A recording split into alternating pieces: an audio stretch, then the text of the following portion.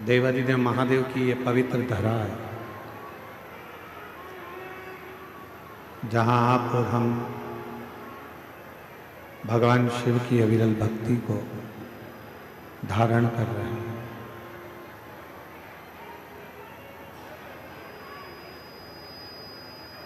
ना जाने कितने कितने जीवन आपके और हमारे निकल गए, ना जाने कितने कितने जन्म आपके और हमारे निकल गए, फिर भी हम भगवान की अविरल भक्ति को प्राप्त नहीं कर सकते। पर अब जब ये योग लगा है भगवान की अविरल भक्ति को प्राप्त करने का, तो क्यों ना इस मानव शरीर को हम सार्थक करें, मानव शरीर को हम श्रेष्ठ बना लें, जिससे हमारे जितने जितने जन्म हो, जितने जितने जन्म हम पूर्व में निकाल चुके हैं, उन सभी जन्मों का फल इसी मानव जन्म में हम प्राप्त करें।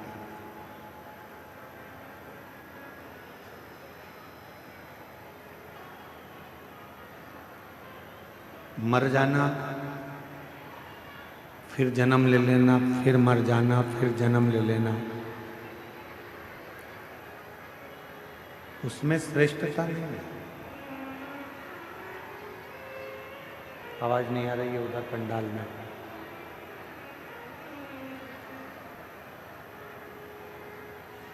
पुनरपि जन्मम पुनरपि मरणम,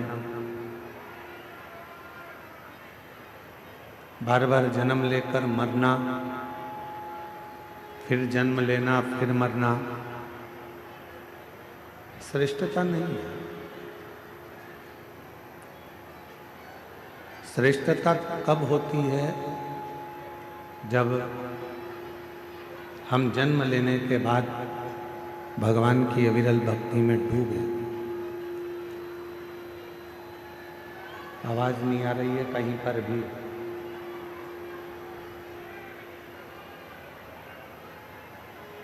जब भगवान की अविरल भक्ति में हम डूबे और भगवान का भजन कर कर, भगवान का स्मरण कर कर, भगवत नाम धारण कर कर, भगवान की अविरल भक्ति को धारण कर कर,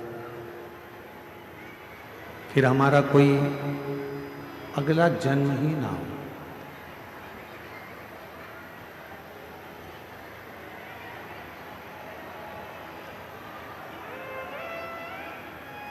पंडाल में आवाज नहीं है, पंडाल में आवाज नहीं आ रही है। अंदर ही अंदर आवाज आ रही, पंडाल में नहीं है आवाज।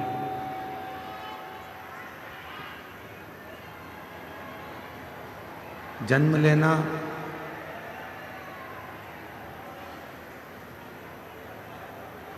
जन्म और मृत्यु के प्रपंच से छूटने के लिए, जन्म और मृत्यु के प्रपंच से परे होने के लिए ये मानव का देह मिला, ये मानव का शरीर मिला। और मैंने तेरे ही भरोसे बाबा, तेरे ही भरोसे हवा उड़ती जागी बाबा,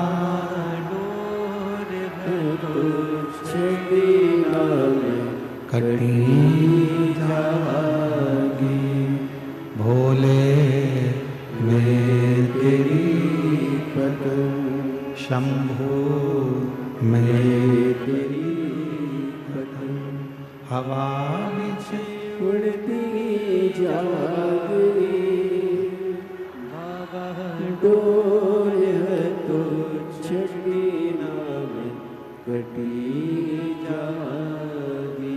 भोले मैं तेरी भगन, शंभु मैं तेरी भगन। शिव कथा करें। भगवान शंकर का पवित्र चरित्र कह रहा है, शिव महापुराण की कथा कर रहा है। एक माली रोज पेड़ में पानी देता है, वृक्ष में पानी देता है।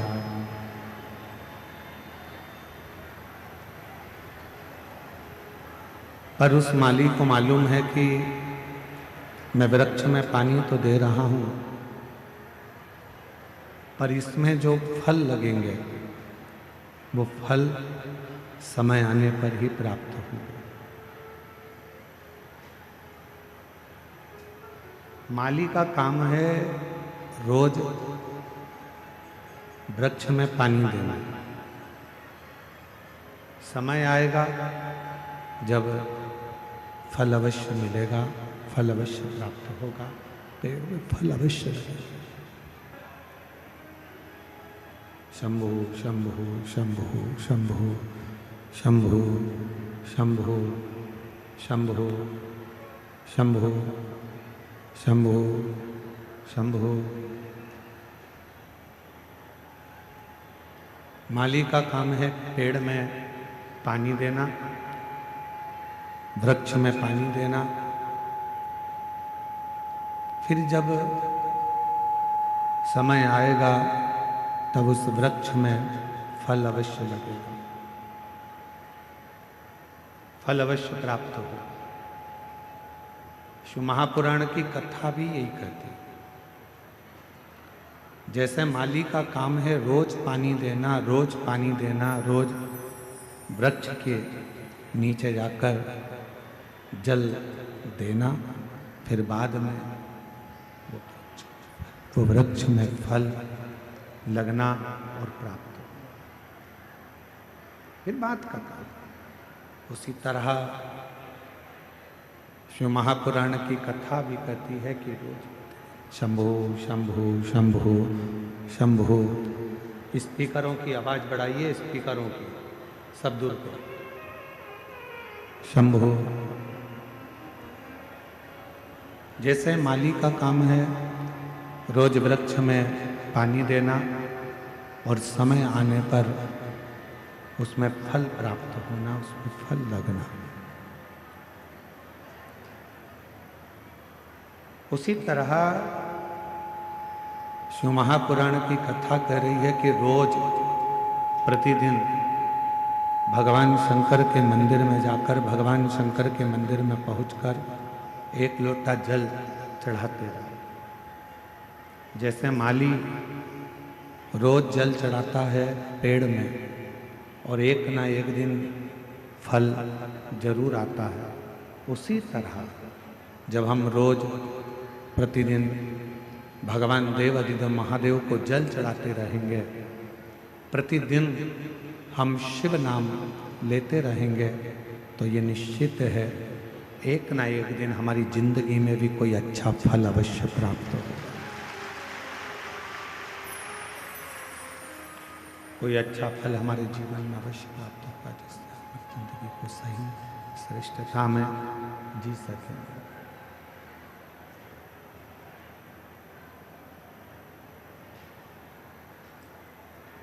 और तेरी कृपा बिना न हिले एक भी अणु, लेते हैं सांस तेरी कृपा से तनु तनु। बखान क्या करूं मैं राखों के ढेर का, चपटी बबूत मेरे खजाना कुबेर का। एक गंगहार मुक्ति द्वार ओंकार तू, भोले ओंकार तू, आयो शरण तिहारी शंभु तार तार तू। बखान क्या करूं मैं राखों के ढेर का, चपटी भभूत में खजाना कुबेर का। हे गंगाधार मुक्ति द्वार ओंकार तू, भोले ओंकार तू आर्यो शरण तिहारी शंभु तार।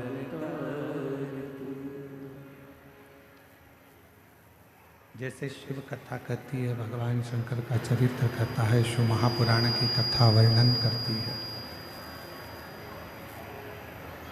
हमारा जन्म लेना कब सार्थक है? जब हम भगवान की अविरल भक्ति को धारण कर सकें, जब हम भगवान की अविरल भक्ति को अपनी जिंदगी में उतार सकें।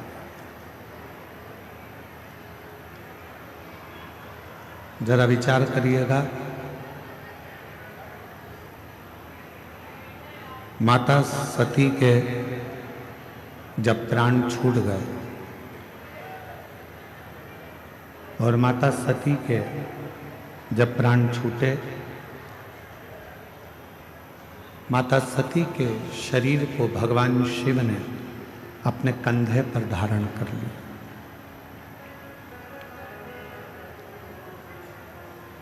खूब देवादिदेव महादेव ने तांडव किया, खूब। आपको मालूम होना चाहिए कि वैद्यनाथ बाबा की ये पवित्र भूमि, जहां मां सती का हृदय गिरा है, आखिर उस हृदय की जगह पर ही भगवान शंकर का शिवलिंग क्यों विराजमान?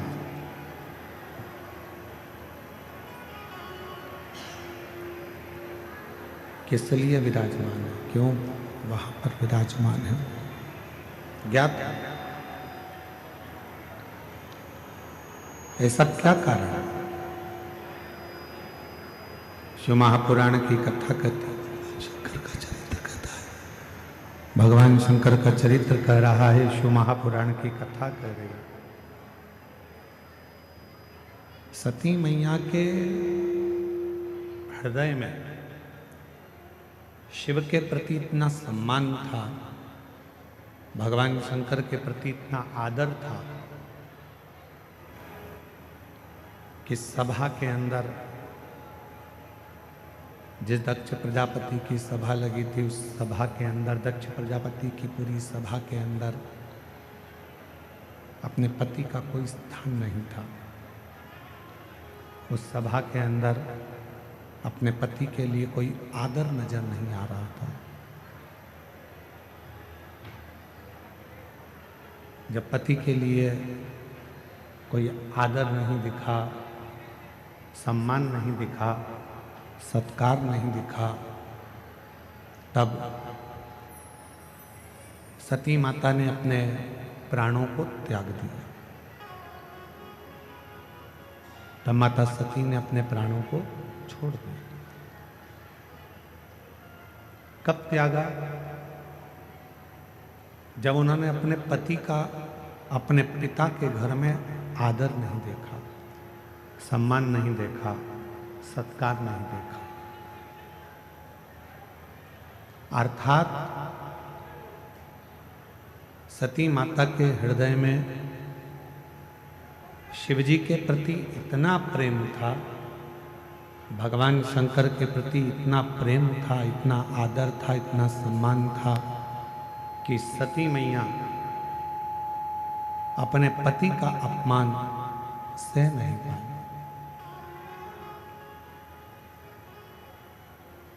अपने पति के अपमान को मां सती सह नहीं सकी। जिस व्यक्ति से आपका स्नेह होता है, आप उसके खिलाफ कुछ भी सुन नहीं सकते, आप उसके खिलाफ कुछ नहीं सुन सकते। क्योंकि आपका प्रेम उसके प्रति हो गया, आपका स्नेह उसके प्रति हो गया। आप कैसे सुने?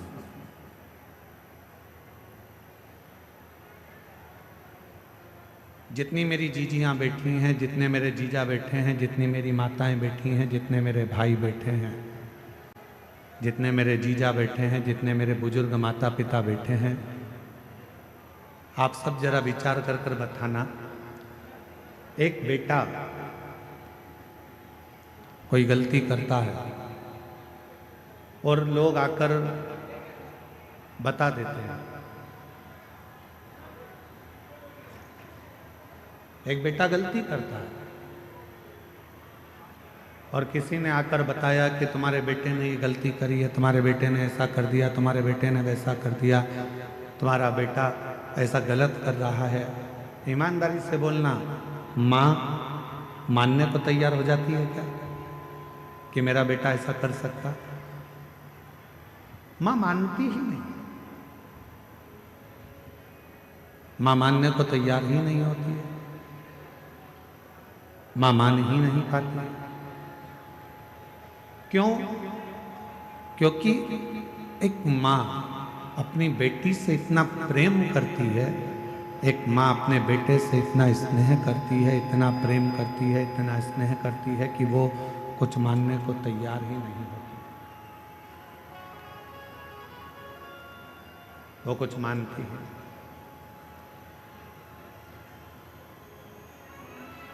प्रेम जब बहुत ज्यादा मात्रा में बढ़ जाता है, स्नेह बढ़ जाता है, तो हमें अवगुण नजर नहीं आते, हम उसमें केवल गुण ही देखते हैं।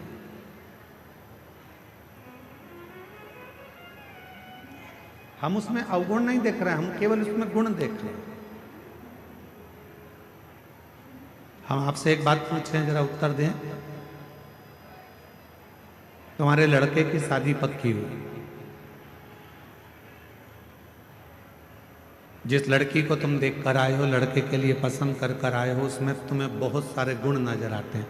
आते से कहते, गुरुजी इतनी अच्छी लड़की है, एकदम बढ़िया, दिखने में भी सुंदर है, एजुकेशन अच्छी है, पढ़ाई अच्छी है, हाइट पर्सनालिटी अच्छी है, बोलने चलने में अच्छी है, वो सब तरह से श्रेष्ठ है।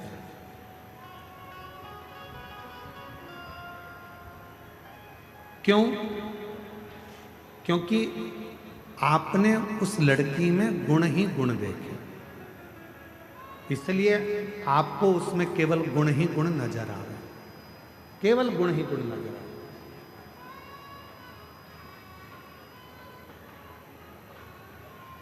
और कुछ समय के बाद जब लड़की शादी कर कर आपके घर में आ जाती है, विवाह कर कर आ गई, 2-4 साल निकल गए, फिर उसके सारे गुण कहाँ चले जाते हैं? अब आप उसमें गुण नहीं देख रहे, आप उसमें अब दिन भर सुबह से शाम तक अवगुण ढूंढने का प्रयास कर। दिन भर हम उसमें अवगुण ढूंढ रहे हैं, दिन भर हम उसमें अवगुण देख रहे हैं, हम उसमें गुण नहीं ढूंढ पा रहे, हम उसमें अवगुण ढूंढ रहे।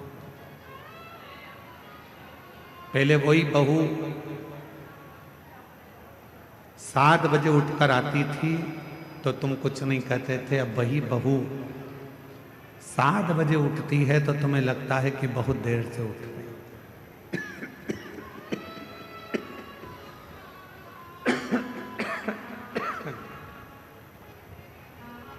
गला पकड़ रहा है बहुत तेज, और साउंड की आवाज भी ऐसी फैल फैल के आ रही है, लोगों को समझ में भी तो आए कथा क्या चल रही है।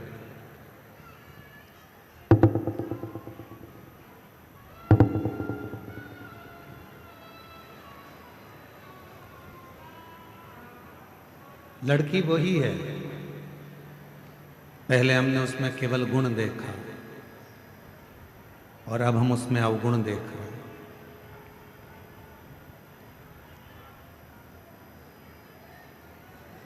अब हम उसमें गुण नहीं देख पा रहे, अब हम उसमें अवगुण देख रहे। थोड़ा सा भी भोजन बिगाड़ दिया, बस रहने दो, थोड़ा सा भी भोजन बिगाड़ दिया तो कह दिया तुम्हारे बाप ने यही सिखाया।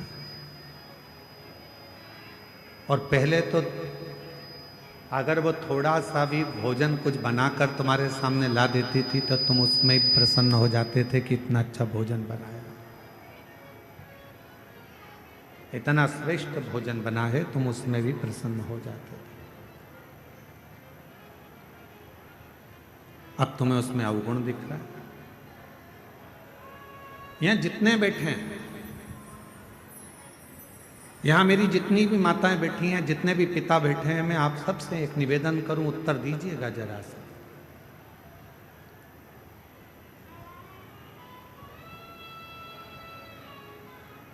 तुम्हारा दामाद, तुम्हारी बेटी का पति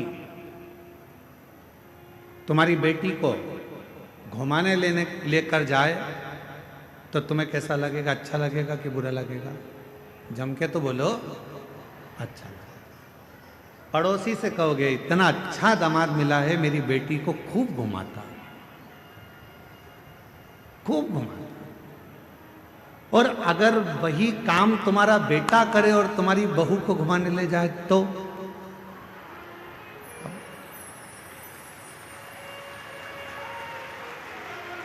विचार करो। दामाद बेटी को अगर सोने की, तुम्हारी बेटी को सोने की रकम दामाद दिलाए तो मेरा दामाद हीरा है। अभी दिवाली पर उसने मेरी बेटी को सोने का हार दिलाया, रानी हार दिलाया। और वही काम तुम्हारा बेटा करे और तुम्हारी बहू को सोने का हार दिला दे तो तुम्हारा भगोने जैसा मुंह हो जाए।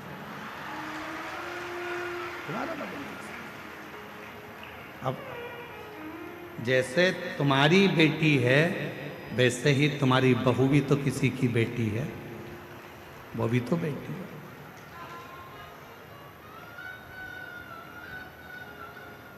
फिर दो मुख क्यों? फिर दो विचार क्यों? फिर दो दृष्टि क्यों?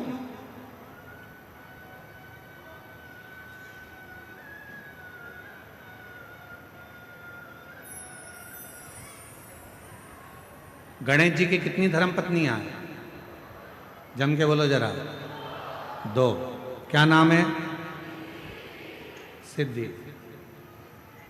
किसी ने शंकर भगवान से कभी पूछा कि भोलेनाथ जी आपने अपने गणेश जी के लिए, बेटे के लिए दो पत्नी क्यों ढूंढी? मां जगत जननी जगदम्बा अम्बा मां पार्वती जी आपने अपने बेटे के लिए दो बहू क्यों ढूंढी?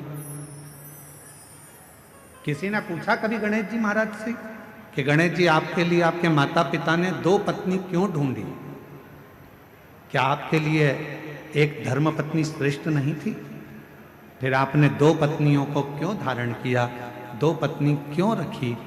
तो कोई देव अधिदेव महादेव से पूछे तो देव अधिदेव महादेव एक बात कहते हैं कि मैंने अपने पुत्र गणेश के लिए दो पत्नियां इसलिए ढूंढी हैं क्योंकि गणेश जी को बुद्धि का देव कहा जाता है और बुद्धि कभी भी इधर उधर भटके ना। दोनों ओर अगर बुद्धि जाए भी तो दोनों ओर रिद्धि और सिद्धि होना चाहिए, दोनों ओर बुद्धि को संभालने के लिए होना चाहिए।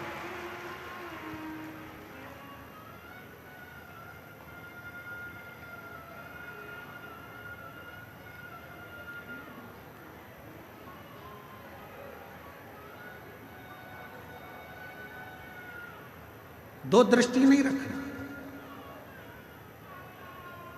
हमारी बुद्धि दो तरह से बढ़ जाती है। बेटी और दामाद के लिए हमारी बुद्धि कुछ और कहती है और बेटा और बहू के लिए हमारी बुद्धि कुछ और कहती है।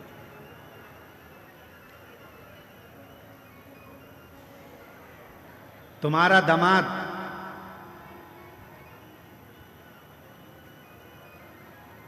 तुम्हारी बेटी बीमार पड़ गई, तुम्हारी बेटी बीमार पड़ी और तुम्हारा दामाद उसको हॉस्पिटल दिखाने ले गया, तुम्हारा दामाद घर में पोछा लगा दिया, तुम्हारे दामाद ने झाड़ू लगा दी, तुम्हारे दामाद ने चाय बनाकर पिला दी, और तुम उससे मिलने गए। मेरा दामाद इतना हीरा है, मेरी बेटी बीमार पड़ गई तो इतनी सेवा कर रहा, इतनी सेवा कर रहा, और मालूम पड़े तुम्हारी बहू बीमार पड़ जाए और तुम्हारा बेटा वही की वही करे, तो मेरा बेटा तो लल्लू हो गया। दिन भर उसमें लगा।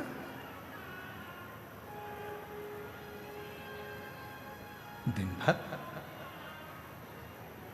दो बुद्धि नहीं चाहिए। रिद्धि सीधी के दाता गजानन तुम्हें सबसे पहले हमारा नमस्कार है। रिद्धि सीधी के दाता गजानन तुम्हें सबसे पहले हमारा नमस्कार है। रिद्धि सिद्धि के दाता गजानन तुम्हें सबसे पहले हमारा नमस्कार है। एक बुद्धि रखिए, समदृष्टि रखिए, समदृष्टि। बेटी बीमार पड़ गई, चिंता लग गई, मेरी बेटी 3 दिन से बीमार है, मेरी बेटी ने कुछ नहीं खाया। बहू बीमार पड़ गई, ढोंग कर रही है।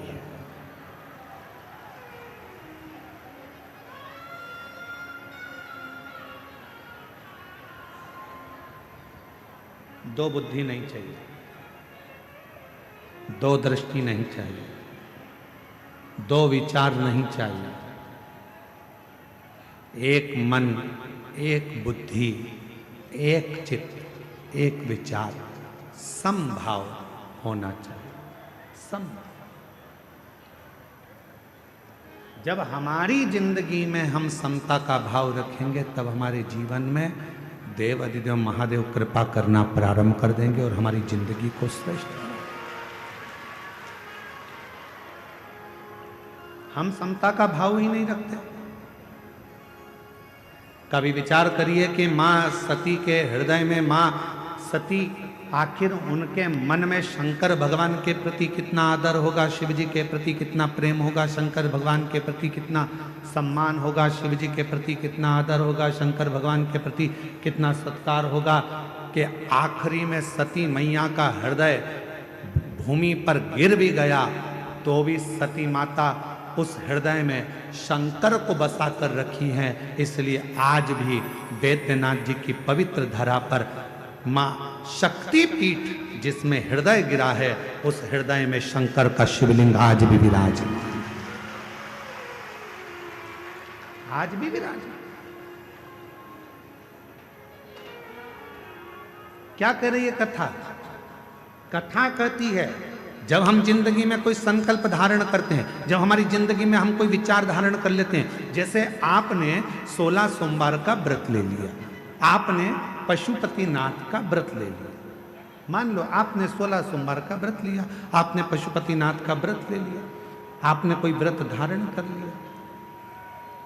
और जब आपने 16 सोमवार का व्रत ले लिया, पशुपति व्रत ले लिया, या आपने कोई शुक्रवार का व्रत ले लिया, सोमवार का व्रत ले लिया, प्रदोष का व्रत ले लिया, तीज का व्रत ले लिया, या आपने चतुर्थी का व्रत ले लिया, कोई भी व्रत आपने धारण कर लिया, और रिद्धि सिद्धि के दाता गजानन तुम्हें सबसे पहले हमारा नमस्कार है।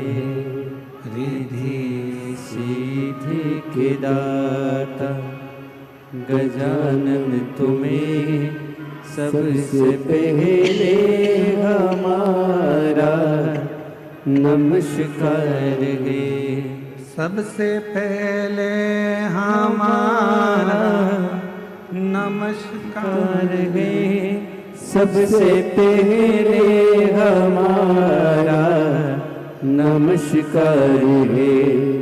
सबसे पहले हमारा नमस्कार है सबसे पहले हमारा, नमस्कार है रिद्धि सिद्धि के दाता। गजानन तुम्हें सबसे पहले हमारा, नमस्कार है। मान लो कोई संकल्प आपने लिया, मान लो कोई आपने विचार कर लिया कि मुझे 16 सोमवार का व्रत करना है, मुझे पशुपतिनाथ का व्रत करना है, मुझे मंगलवार का व्रत करना है या सोमवार का व्रत करना है। कितने व्रत करना है? पशुपतिनाथ के कितने व्रत होते हैं? 5। अब मान लो तुमने पशुपतिनाथ का व्रत का संकल्प लिया कि मैं 5 व्रत करूंगी। पहला व्रत कर लिया, दूसरे व्रत में कहीं आपको जाना पड़ गया या रजोधर्म आ गया, रजस्वला हो गए, नहीं कर पाए, कहीं जाना पड़ गया, नहीं कर पाए। तुम्हारे व्रत का टेंशन किसको है? तुमको कि मेरा व्रत नहीं हुआ। पहला व्रत यदि आपने कर लिया, उसके बाद के अगर 4 व्रत तुम्हारे रह गए हैं, उसकी चिंता तुम्हें नहीं रहती। जिसका तुमने संकल्प लिया है उस महादेव को तुम्हारी चिंता रहती है कि यह कब पूरा।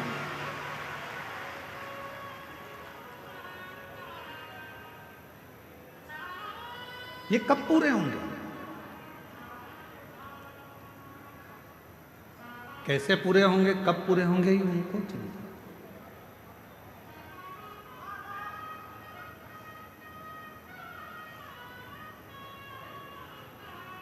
ये व्रत कैसे होंगे, ये उनको चिंता। आपको लगता है कि मेरा सोमवार का व्रत ये वाला छूट गया है, रजोधर्म से हो गई, या कहीं मुझे जाना पड़ गया, ये व्रत रह गया है, कैसे पूरा होगा, उसकी चिंता तुम मत करो। तुम तो देव अधिदेव महादेव पर छोड़ दो। बाबा ने पहला व्रत करवाकर या दूसरा व्रत करवाकर बीच में अगर 1-2 सोमवार निकल गए, कोई कारण से बाबा ने उस व्रत को बीच में रोक दिया है, उसका कोई कारण है। बाबा चाहते हैं तेरे 5 व्रत जैसे ही पूरे हो जाएं, वैसे 3 महीने में तेरा काम हो जाए, इसलिए बाबा उसको थोड़ा बीच में गैप करे। इसलिए बाबा ने उसको बीच में थोड़ा थोड़ा रोक रोक कर उन 5 व्रत को करवाए, तब 5 व्रत आए।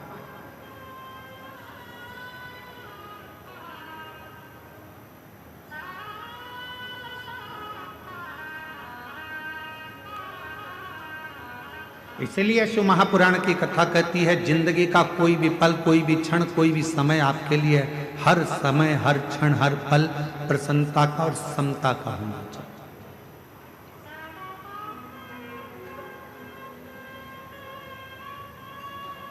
प्रत्येक पल, प्रत्येक घड़ी, प्रत्येक क्षण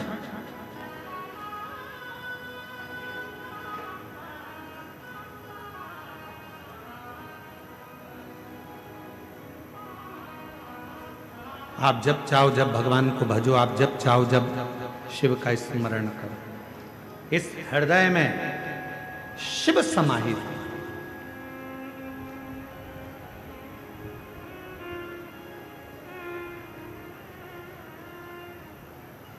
तो कहते हैं ना गंगा बड़ी ना गोदावरी, ना गंगा बड़ी ना गोदावरी, न तीर्थ बड़े प्रयाग, सकल तीर्थ का पुण्य वही, जिस दिल में शिव का वास। जिस दिल के अंदर शंकर का वास है वो किसी तीर्थ से कम नहीं। जिस दिल में शिव समाया है वो किसी गंगा के घाट से बड़ा नहीं।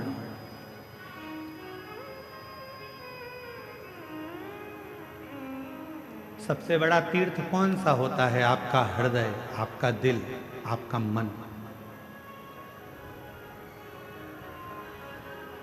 बिना किराए के आप 2 मिनट में पहुंच जाते हो और 2 मिनट में वापस आ जाते हो। अभी बैठे बैठे आप लोगों से हम काशी की बात करेंगे तो तुम्हारा दिल काशी पहुंच जाएगा, वापस लौट कर आ जाएगा। पैसा भी नहीं लगा, 1 रुपया नहीं लगा, घर में बैठे बैठे सारे तीर्थ हो जाते हैं। इसलिए शास्त्र कहता है गंगा बड़ी ना गोदावरी, ना तीर्थ बड़े प्रयाग, सकल तीर्थ का पुण्य वही, जिस दिल में शिव का वास। जिस दिल में शंकर का वास होता है वो गंगा, कावेरी, गोदावरी, तीर्थ, प्रयाग सबसे बड़ा वही हृदय हो जाता है।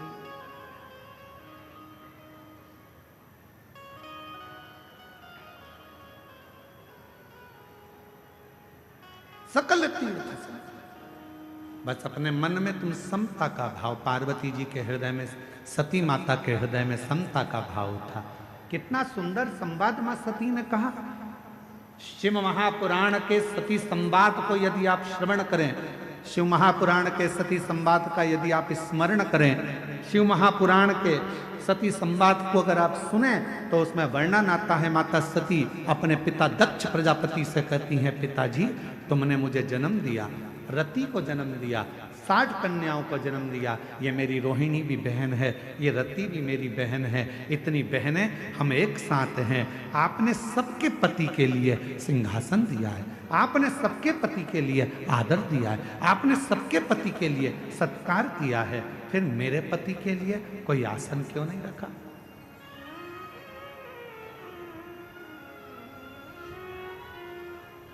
फिर मेरे पति के लिए आपने कोई आदर का स्थान क्यों नहीं रखा?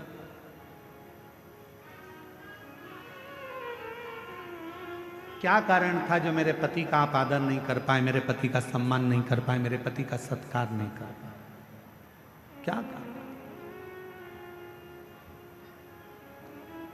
राजा दक्ष प्रजापति कुछ नहीं बोले। एक शब्द राजा दक्ष प्रजापति ने ऐसा कह दिया कि सती मैया ने अपने प्राणों को त्याग दिया। ये प्रसंग हम शिव महापुराण में लेकर नहीं आते, परंतु इस प्रसंग को इसलिए लेकर आए हैं क्योंकि ये जो भूमि है बाबा वैद्यनाथ जी की, ये 51 शक्तिपीठ में से एक शक्तिपीठ है जहां माता का हृदय गिरा है। इसलिए इस कथा के प्रसंगों को शिव के साथ लेकर आए, इसलिए इसको लेकर आए। पिताजी मेरी सारी बहनों के पति के लिए आदर था, मेरी सारी बहनों के पति के लिए सम्मान था, मेरी सारी बहनों के पति के लिए सिंहासन था, सबका आदर करा, सबका सम्मान करा, सबको सम्मान दिया, सबको सिंहासन दिया, फिर मेरे पति के लिए कोई सिंहासन नहीं, कोई आदर नहीं, कोई सत्कार नहीं, क्यों? किस लिए? दक्ष प्रजापति कुछ नहीं बोले, एक शब्द भी दक्ष प्रजापति ने नहीं कहा। जब माता सती ने क्रोध में आकर कहा, पिताजी तुमने मेरे पति का सम्मान नहीं किया, तब दक्ष प्रजापति को क्रोध आ गया और क्रोध में आकर दक्ष प्रजापति ने कहा, सुन सती, ये तेरा घर नहीं, ये तेरे पति का घर नहीं, ये तेरे पिता का घर है, और मेरा मन, मेरे घर में मैं किसको बुलाऊं? सती, मैंने तो तुझे भी नहीं बुलाया था, तू आ क्यों गई? क्यों आई? मैंने तो तुझे भी निमंत्रण नहीं दिया था, मैंने तो तुझे भी नहीं बुलाया था, तू क्यों आई? किस लिए आई?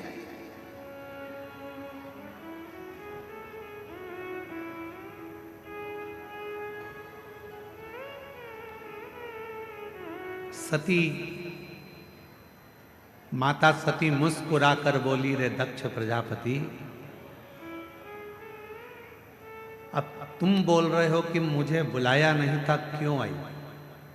याद कर दक्ष प्रजापति, तेरे घर में 60 कन्याओं ने जन्म ले लिया था, और 60 कन्या जन्म लेने के बाद तो फिर मेरी आराधना करने बैठा था, और जब मैं तेरे सामने प्रकट हुई थी दुर्गा बनकर, तो मैंने पूछा था मांग तुझे क्या चाहिए, तो तूने कहा था माँ अगर कुछ देना चाहती हो तो तुम मेरी बेटी बनकर मेरे घर में जन्म ले लो।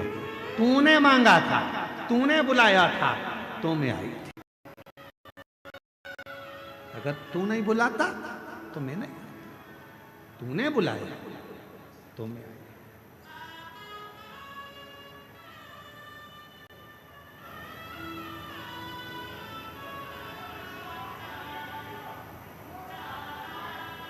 और महाराज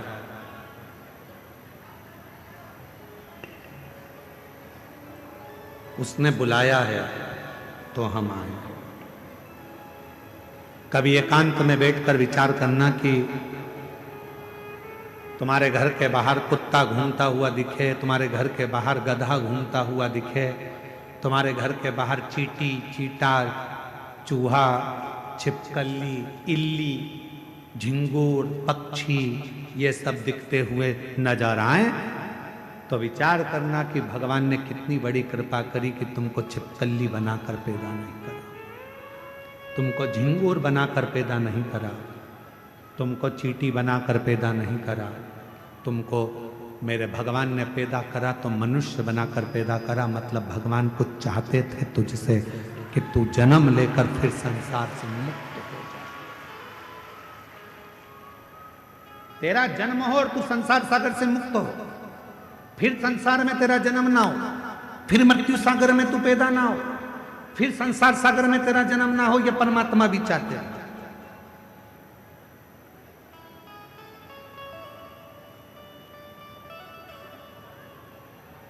और महादेव नमन चरणों में, महादेव नमन चरणों में स्वीकार कीजिए, सबका किया है मेरा भी उद्धार कीजिए, उद्धार कीजिए।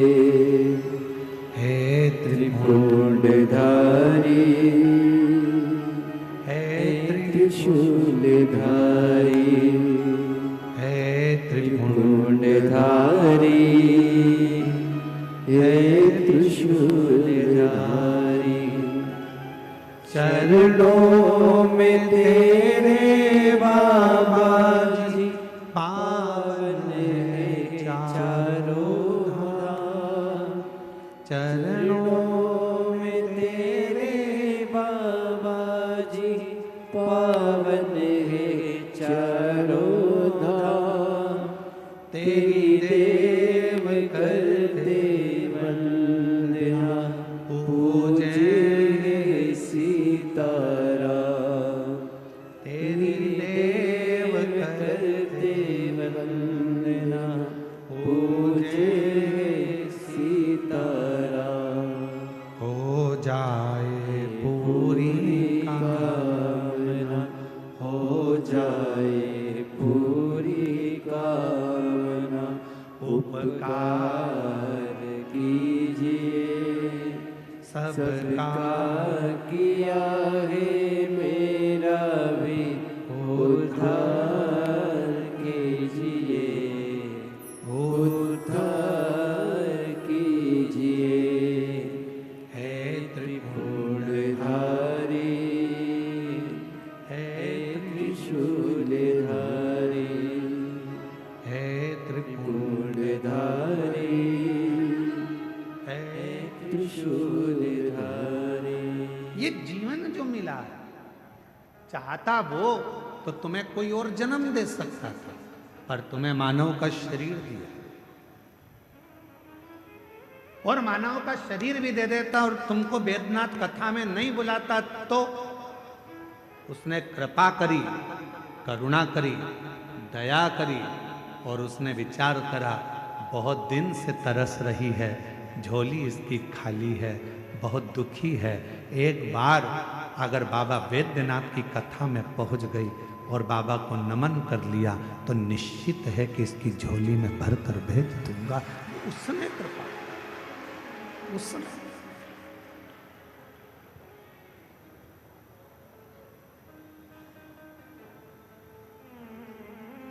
कल एक बहन जी ने पत्र लिखा और पत्र में, कल हम पत्र को ढूंढेंगे तो टाइम लगेगा, उस पत्र में लिखा कि गुरुजी इतनी भीड़ है कि अंदर तो हम जा ही नहीं सकते, हम तो बाहर बैठते हैं और आप हमको दिखते भी नहीं है, आप हमें दिखते ही नहीं, आप हमें नजर ही नहीं आते। हमने उनसे कहा जो पत्र जिन्होंने लिखा है हम उनको निवेदन करें, उनको कहें, वो दिखता भी नहीं है। कहीं पर भी बैठकर आप कथा सुन रहे हो, भले हम दिखें चाहे ना दिखें, पर इतना विश्वास रखना, शबरी अम्बा ने राम जी को कभी नहीं देखा था, केवल गुरु जी के मुख से सुना था कि राम ऐसे हैं, राम आएंगे, राम पहुंचेंगे, राम कृपा करेंगे, तू भजती रहे, सुनती रहे। शबरी अम्बा ने केवल राम जी को कभी नहीं देखा था, पर शबरी अम्बा राम जी की रोज इंतजार करती थी, कभी तो आएंगे, कभी तो मिलेंगे, कभी तो दिखेंगे, कभी तो दिखेंगे। और एक दिन ऐसा आ गया कि राम जी शबरी अम्बा के लिए 14 वर्ष के वन के क्षेत्र में चले और एक दिन शबरी अम्बा के दरवाजे पर पहुंच गए। हम जानते हैं कि हम दिख नहीं रहे होंगे आप, हम ये भी जानते हैं कि कई लोग ऐसे हैं कि बाहर से ही आते हैं और बाहर से ही चले जाते हैं, उनको अंदर आने का भी मौका नहीं मिलता। इतना बड़ा ग्राउंड, शायद बाबा देवघर का ये सबसे बड़ा ग्राउंड है जो प्रशासन ने इस कथा के लिए अलॉट करा दिया। ये देवघर का सबसे बड़ा ग्राउंड है जिसकी परमिशन मिली और जिस पे कथा हुई। किसी को अंदाजा नहीं था कि ये ग्राउंड में इतने पहले दिन से लोग आ जाएंगे, दूसरे दिन और बढ़ जाएंगे, तीसरे दिन और बढ़ जाएंगे। किसको मालूम? और ना किसी के घर निमंत्रण गया, ना किसी के घर पीले चावल गए, ना किसी के यहाँ कोई पत्रिका गई, बस आपके कानों में शब्द हो गया, चलो बुलावा आया है, देवघर वाले ने बुलाया है। और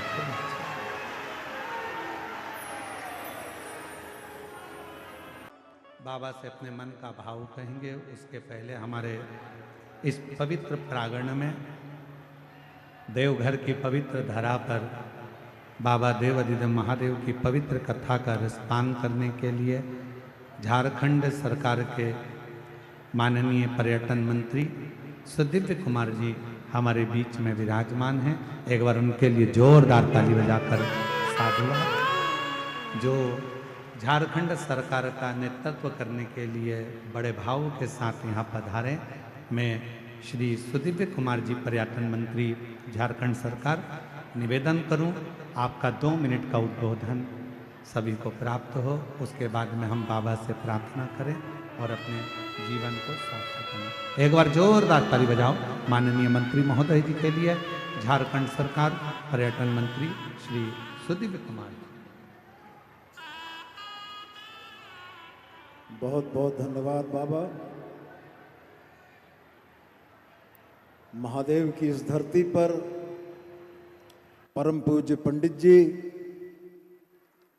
और इस विशालतम पंडाल में भक्तों का यह अपार जनसमूह, भक्ति की बहती यह अविरल धारा जिसमें आप प्लावित हो रहे हैं, मैं ईश्वर से हृदय तल से यह प्रार्थना करता हूं कि जिन मनोकामनाओं को लेकर आप चल कर आए हैं, देवाधिदेव महादेव आपके ऊपर, हमारे राज्य के ऊपर कृपा बरसाएं।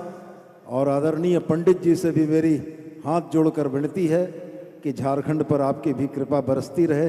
इन्हीं बातों के साथ एक बार पुनः बहुत धन्यवाद करते हुए मैं अपने शब्दों को समाप्त करता हूं। बहुत बहुत धन्यवाद। बहुत बहुत धन्यवाद माननीय पर्यटन मंत्री झारखंड सरकार श्री माननीय सुदीप कुमार जी, बहुत सुंदर विचार आपके इस संपूर्ण क्षेत्रवासियों को मिले। एक बार जोरदार ताली बजाकर माननीय मंत्री महोदय जी का स्वागत वंदन। हर हर महादेव भाव से, बड़े आनंद से बाबा को अपने मन का भाव कहेंगे, हृदय से बाबा को अपने मन की बात कहेंगे। जहाँ जगह मिले वहाँ बैठकर दिल से बाबा को अपने मन का भाव अवश्य कहिए, प्रार्थना करिए। साथ में बोलिएगा, हृदय से बोलिएगा, बाबा को दिल की बात। जो जहाँ बैठा है वहीं बैठकर बाबा को अपने मन का भाव कहिए। ये ना सोचे कि हम आगे आकर बैठे हैं या पीछे आकर बैठे हैं। 3 घंटे की कथा में 2.5 घंटा मिला है, इसको विवाद में मत निकालो। जहाँ जगह मिल जाए वहाँ बैठकर उससे अपने दिल की बात करो। कई लोग तो ये सोच कर आते हैं कि हम आपको कथा नहीं सुनने देंगे, अर्चने डालते हैं, पर आपका काम है उस जगह पर मौन रहकर कुछ देर। बड़ी मुश्किल से यह कथा मिलती है। ना जाने देवघर वाले बाबा ने कृपा कर झारखंड में यह कथा करवा दी और पूरा बिहार, कलकत्ता, बंगाल, झारखंड, छत्तीसगढ़ सब आनंद था। दिल से बाबा को प्रार्थना करो, विनय करो, साथ में सब बोलेंगे, हृदय से प्रार्थना करो।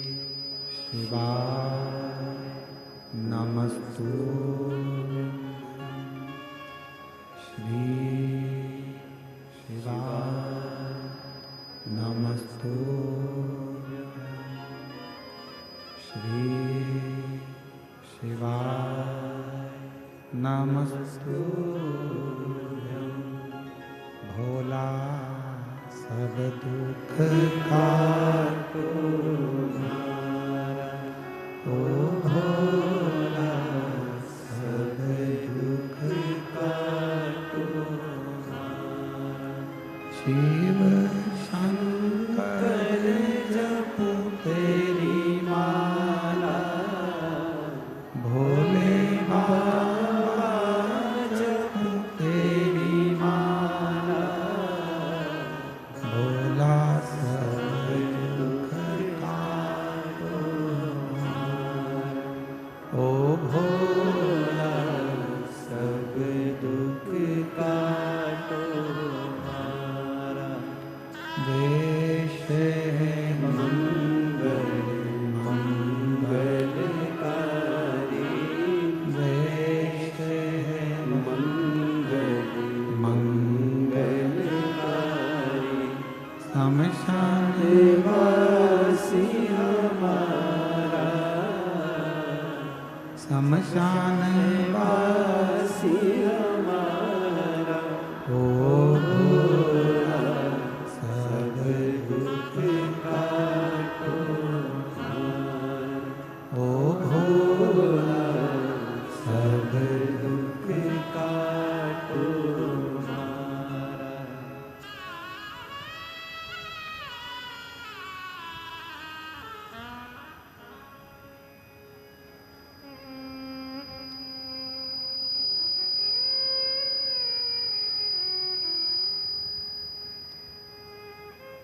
बाबा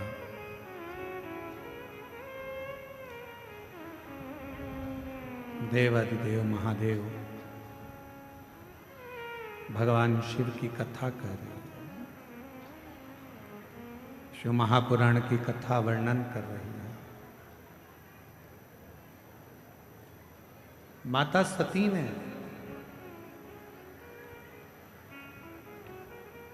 पिताजी से कहा तो पिताजी ने एक शब्द कह दिया,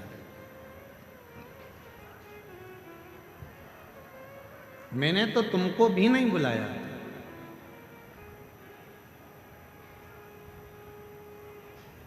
सती मैया ने कहा, पिताजी ये तो नहीं हो सकता कि तुमने मुझे ना बुलाया। याद करो,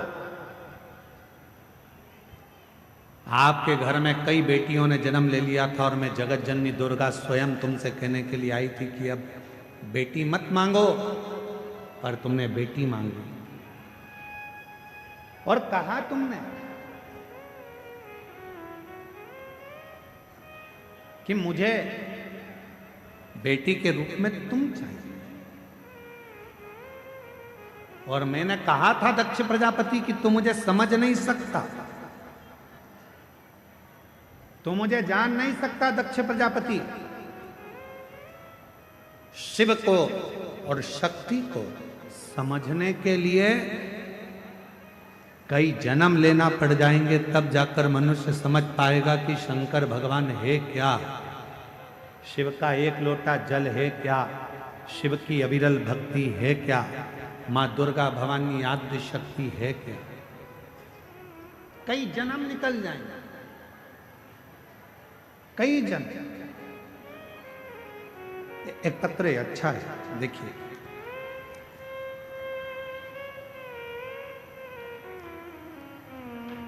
मेरा नाम सोनाली सिंह है, मेरे पति का नाम सिद्धार्थ सिंह है।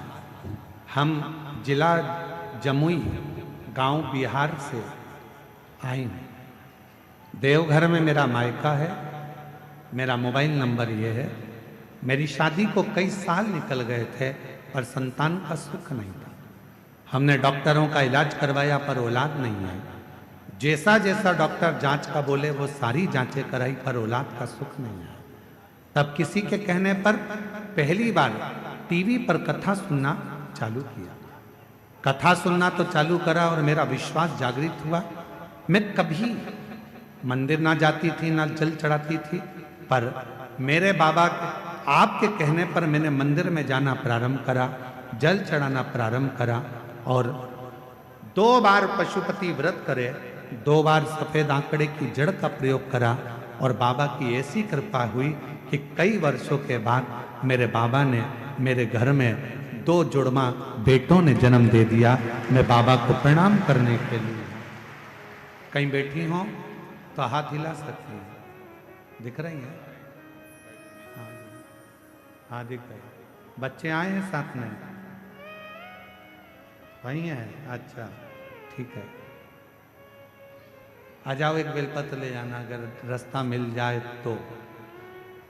तुम आते हो बेलपत्र लेने के लिए, तुम्हारी जगह कोई और ले जाता है। आप लोग सोच रहे होंगे गुरुजी यहाँ पर पत्र कम पड़ रहे हैं, उसका कारण ये भीड़ बहुत ज़्यादा है भक्तों की। आपको निकल कर आने में देरी लगेगी, पहुँचोगे, जगह चली गई तो झगड़ा करोगे, इसलिए पत्र भी हम कम पढ़ रहे हैं। एक पत्र और बड़ा सुंदर आया है, देखिए।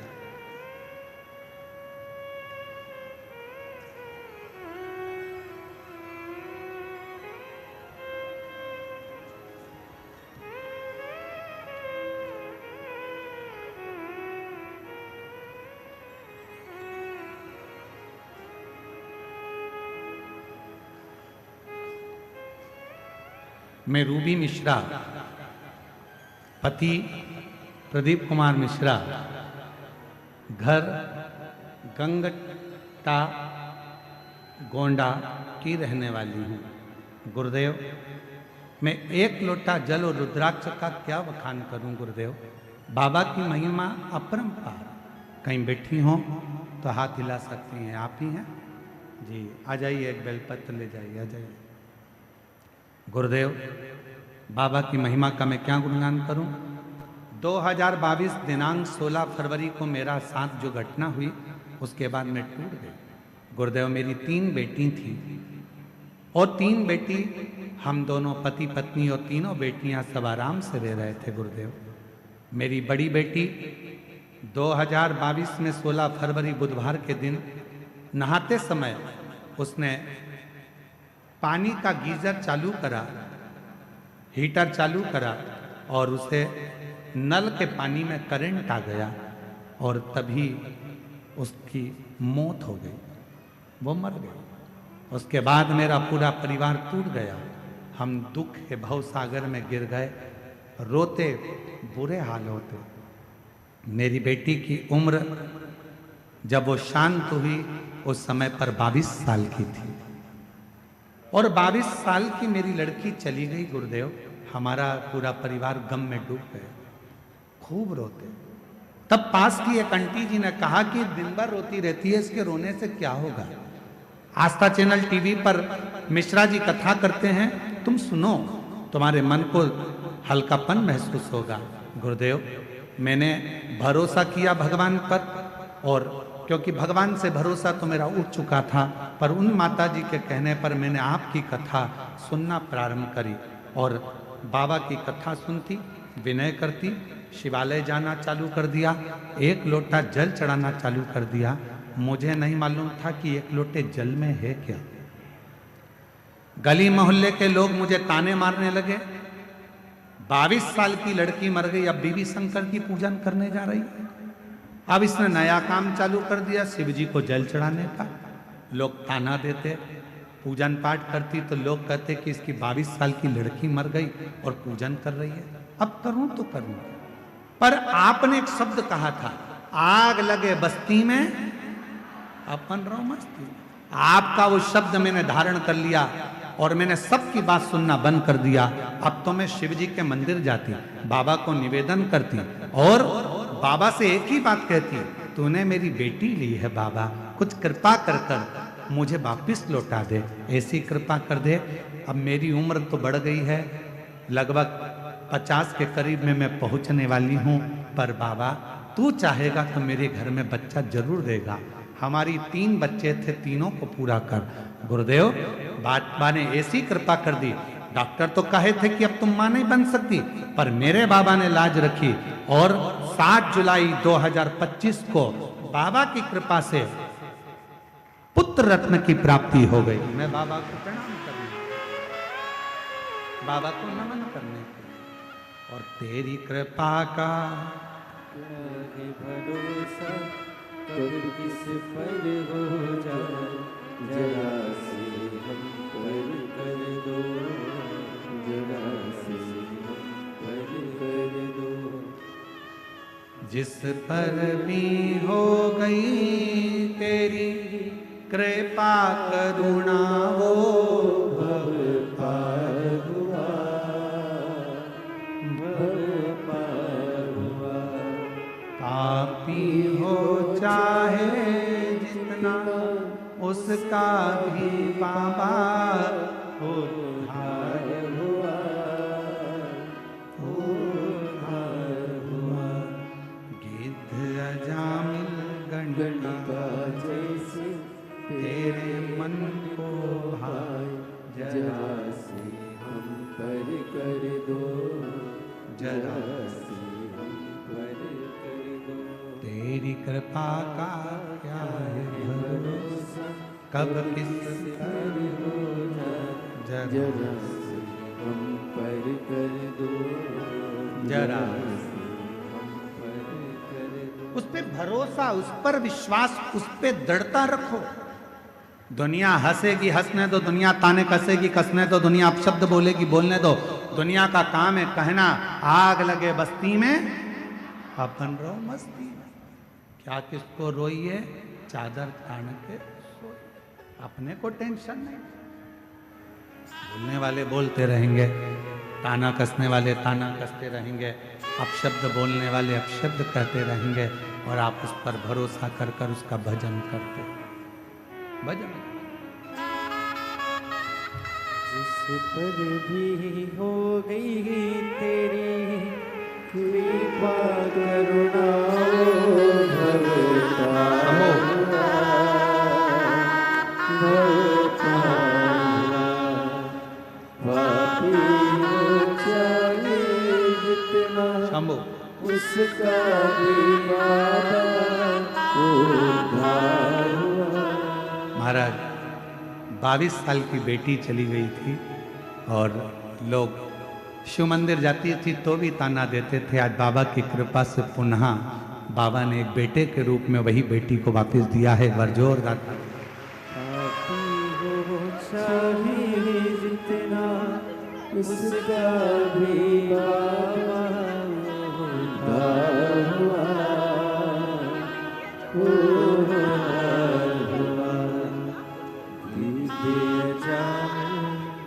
का जैसे तेरे मन को भाई जरा से हम पर कर दो, जरा से हम पर कर दो, तेरी कृपा का क्या है भला। 3 बेटी में एक बेटी तो शांत हो गई थी, ये दूसरी बेटी है जो पास में छोटी खड़ी है। इसकी जन्म से आवाज नहीं थी, बोल नहीं सकती थी। बचपन से ही इसकी आवाज पूरी चली गई थी, पर सीहोर गई, रुद्राक्ष लाई और उसका जल रोज चढ़ाकर ये बेटी पीती है। अभी कुछ दिन पहले से इसकी थोड़ी आवाज आई है जिसमें वो बोलना चालू करी। माइक रोते नहीं, खुश हो, आंसू पोछो, पहले आंसू पोछ, जल्दी से आंसू पोछो। इसकी थोड़ी आवाज मेरे बाबा ने दिया है। पहली बार मुख से श्री शिवाय नमस्तुभ्यम अभी कुछ दिन पहले से ही बोल रही हैं।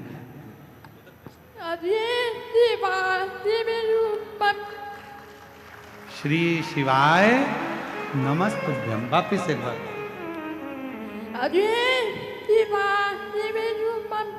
श्री शिवाय नमस्तुभ्यम।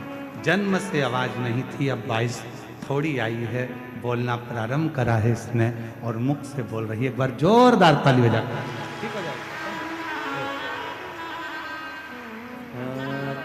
न चाहता कोई दिल से तुम्हारे, खाली न जाता कोई दर से तुम्हारे, मैं भी खड़ी हो नंदी बारे बसारे, अपने हृदय से लगा लो, लगा लो, गिना जा रहा हूँ, उठा लो, उठा लो।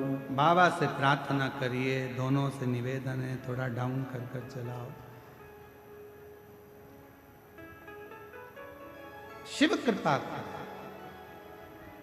बाबा प्रार्थना करो। जिस समय तुम दिल से बाबा से निवेदन करोगे, विनय करोगे, बाबा उसको स्वीकार है, स्वीकार करो।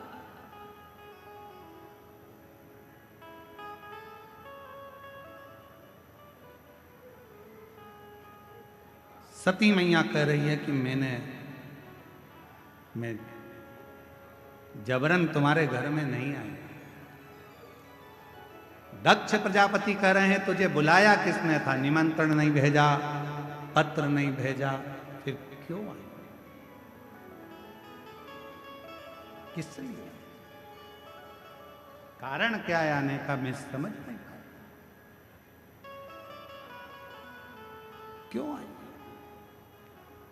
सती माता ने कहा पिताजी मेरे आने का कोई कारण नहीं, पर आज मेरे पति का जो अपमान हुआ है, मेरा हृदय मेरे शिव में हमेशा रमा रहता है, लगा रहता है।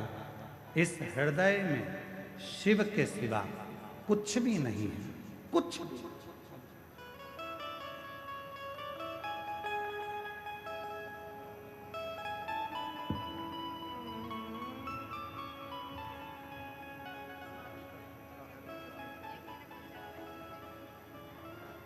जो जुड़मा बच्चे हुए हैं वो इनकी मामी हैं।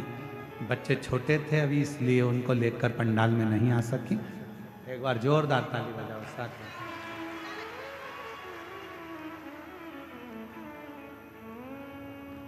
शिव से प्रार्थना करें, मैं आई हूं पर मेरे हृदय में शिव बसे, शंकर ओघड़दानी। और मेरे हृदय में अगर शिव बसे हुए हैं, मेरे हृदय में शंकर भगवान बसे हुए हैं, मेरे हृदय में भगवान देवाधिदेव महादेव बसे हुए हैं, और तुम शिव का अपमान कर दो, ये मुझे श्रेष्ठ नहीं लगता, ये मुझे श्रेष्ठ नहीं। आज में सती माता कहती है, दक्ष प्रजापति सुन, मैं आपकी बेटी हूं, प्राणों को त्याग रही हूं, तुमने मेरे स्वामी का अपमान करा है, इसलिए तुम्हारा शीश कटेगा, बकरे का मुख लगेगा। ये सती माता कह रही है कि बकरे का मुख लगेगा। पर जिस बेटी का अपमान करा है, जिस बेटी का तुमने अपमान करा है, उसी बेटी के तन की भस्म जब मेरे देव अधिदेव महादेव के शरीर पर चढ़ेगी और वो भस्म तुम्हारे शरीर से लगेगी, तब जाकर तुम्हारा उद्धार होगा, वरना उद्धार भी नहीं। दक्ष प्रजापति, मेरे तन की भस्म मेरे देव अधिदेव महादेव पर चढ़ेगी, और वो भस्म जब तुम पर लगेगी, तुम्हारे शरीर को छुएगी, तब वो भस्म उद्धार। एक बड़ा सुंदर प्रसंग आता है महाराज।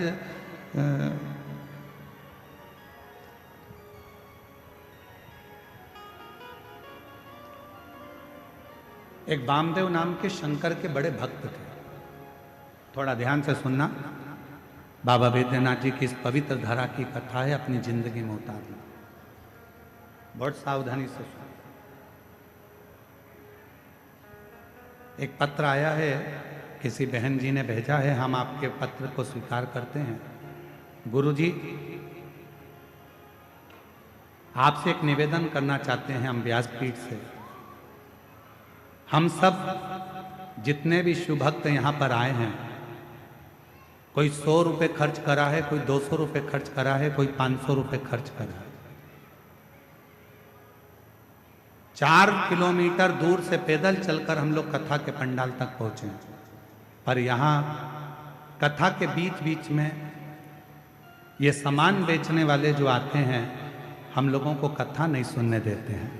आपसे निवेदन है, या तो प्रशासन या समिति इन सामान बेचने वालों को यहाँ से थोड़ा सा बाहर करे, तो हम आराम से कथा तो सुन सकें। हम कथा सुनने के लिए गुरुदेव 4 किलोमीटर तो पैदल चले हैं, और 4 किलोमीटर वापस जाना है, और 400-500 रुपये खर्च कर कर हम कथा सुनने आते हैं। उसमें भी हमको ये लोग परेशान करते हैं, तो हम कथा कैसे सुनें? मेरा सभी सामान बेचने वाले भाई बहन जो भी यहाँ पर हैं, आपसे हाथ जोड़कर निवेदन करता हूँ, आपको जो व्यापार करना है बाहर जाकर करो, पर पंडाल के अंदर कोई वस्तु बेचने के लिए ना आए। यहाँ शिव भक्त सब प्रेम से कथा का रसतत्व ग्रहण करें, यही भाव से आप कथा को सुने। हर हर दक्ष प्रजापति,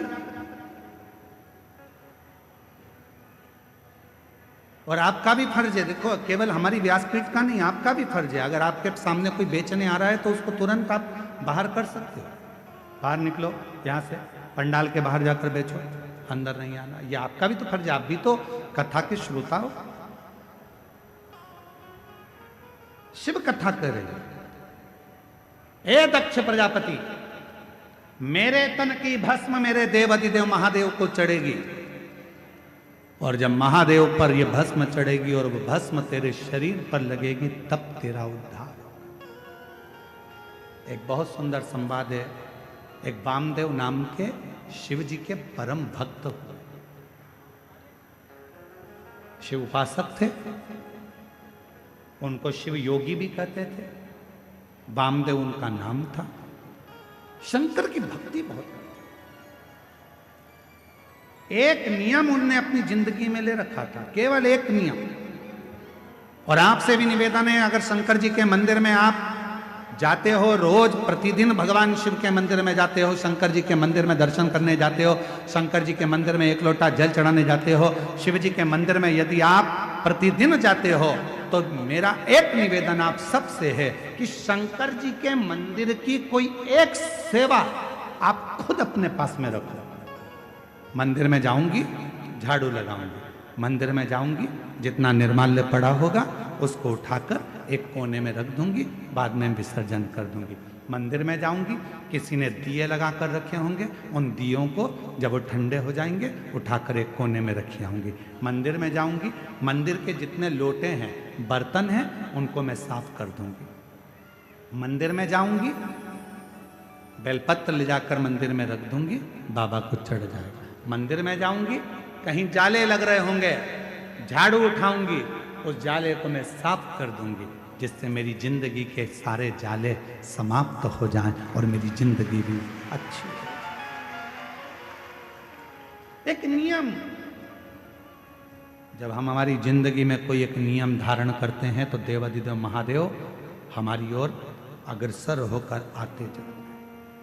वामदेव एक ऐसे शंकर भगवान के भक्त हुए, शिव के उपासक हुए, जिन्होंने शंकर भगवान पर ना जल चढ़ाया, ना शंकर भगवान पर बेल चढ़ाया, ना शंकर भगवान को प्रसाद चढ़ाया, ना शंकर भगवान को कोई वस्तु चढ़ाई।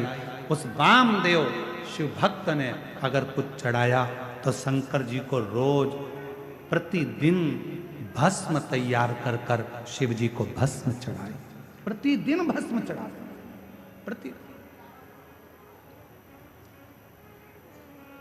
प्रतिदिन भस्म। आप सबको मालूम है ना भस्म कैसे बनाई जाती है? भस्म का नियम क्या है? अलोनी गोबरी, अलोनी गोबरी किसको कहते हैं? कंडा किसको कहते हैं? एक होता है गाय का गोबर लाए, हाथ से ऐसे ऐसे थाप कर उसका कंडा बना दिया, गोबरी बना दी, ठीक है? वो नहीं, गाय ने देसी जो हमारी वेद लक्षणा गाय होती है, देसी गाय होती है, उसका जो गोबर गिरता है वो गोबर अपने आप सूख जाए, वैसा कि वैसा ही, उसको हाथ लगाकर थापा ना जाए, सूख जाए। ऐसे ऐसे गोबर जंगल में बहुत मिल जाए। उसको जलाकर अच्छा मुहूर्त देखकर फिर उसको गंगा जल छीट कर उसको जलाकर उसकी जो भस्म तैयार होती है उसको कपड़े से छान कर शिव नाम लेते हुए, शंकर का स्मरण करते हुए, जैसा जैसा शिव महापुराण में वर्णन है भस्म बनाने का, उसका स्मरण करते करते, शिव नाम लेते लेते उसको तैयार करा जाए। फिर उस भस्म को आप शिव जी को समर्पित कर सकते हैं। उस भस्म को वापस लेकर आकर उस भस्म को अपने तन पर धारण कर सकते, त्रिपुंड लगा सकते। वामदेव एक ऐसे शिव भक्त हुए जिन्होंने शंकर भगवान को कुछ नहीं चढ़ाया, केवल शंकर भगवान को भस्म चढ़ाया, केवल भस्म। और भस्म कैसी बात पूछे, केवल भस्म।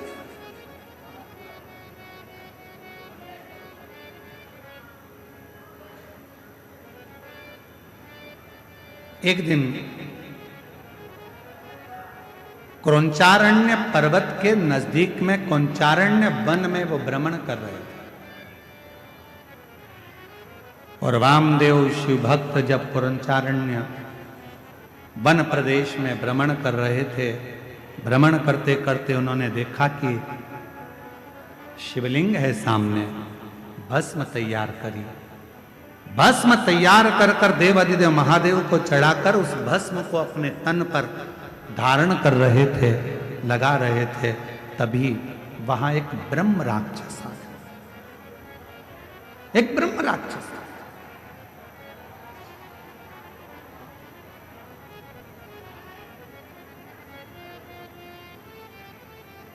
और एक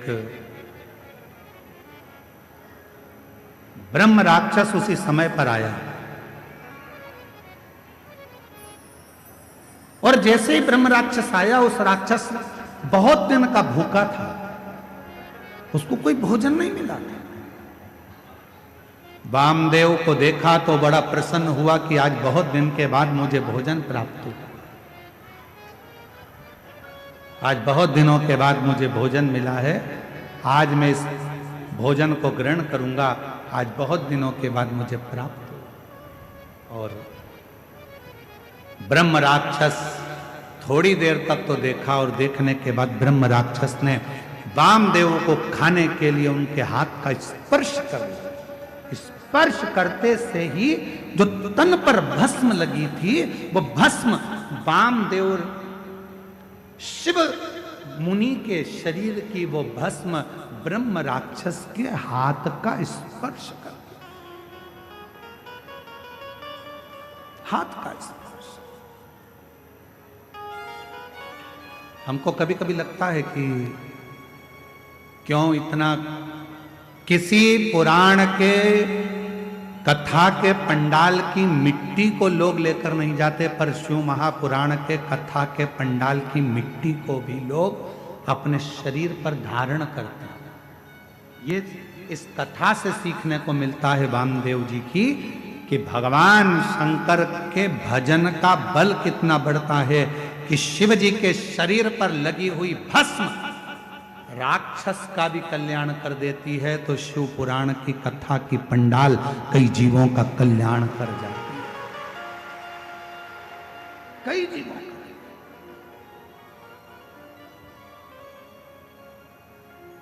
कई जीवों का उद्धार कर। और जो जैसी भावना लाया वो वैसा फल पाया, नहीं खाली उसे लौटाया, वो मन ही मन हर्षाया।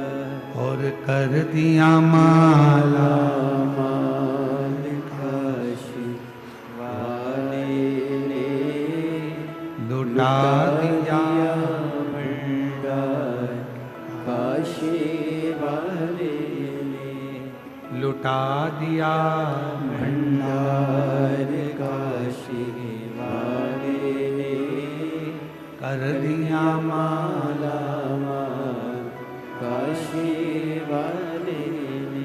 ब्रह्म राक्षस के शरीर से वो भस्म लगी, राक्षस का शरीर छूटा, एक सुंदर राजकुमार सा वेश उसने धारण कर लिया। और राजकुमार सा वेश बनाकर, बड़ा सुंदर स्वरूप बनाकर, बड़ा सुंदर वेश बनाकर जब वो सामने आया, वामदेव शिव मुनि ने पूछा, तुम कौन हो, कहां से आए हो, क्या तुम्हारा नाम है?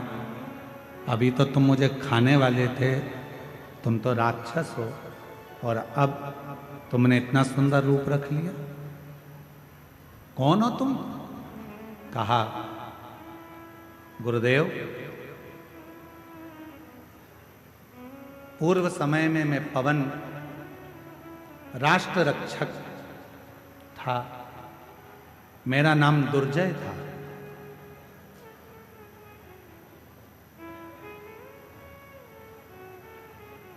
रक्षा करना मेरा काम था, मेरा नाम दुर्जय था, मैं रक्षा करता था।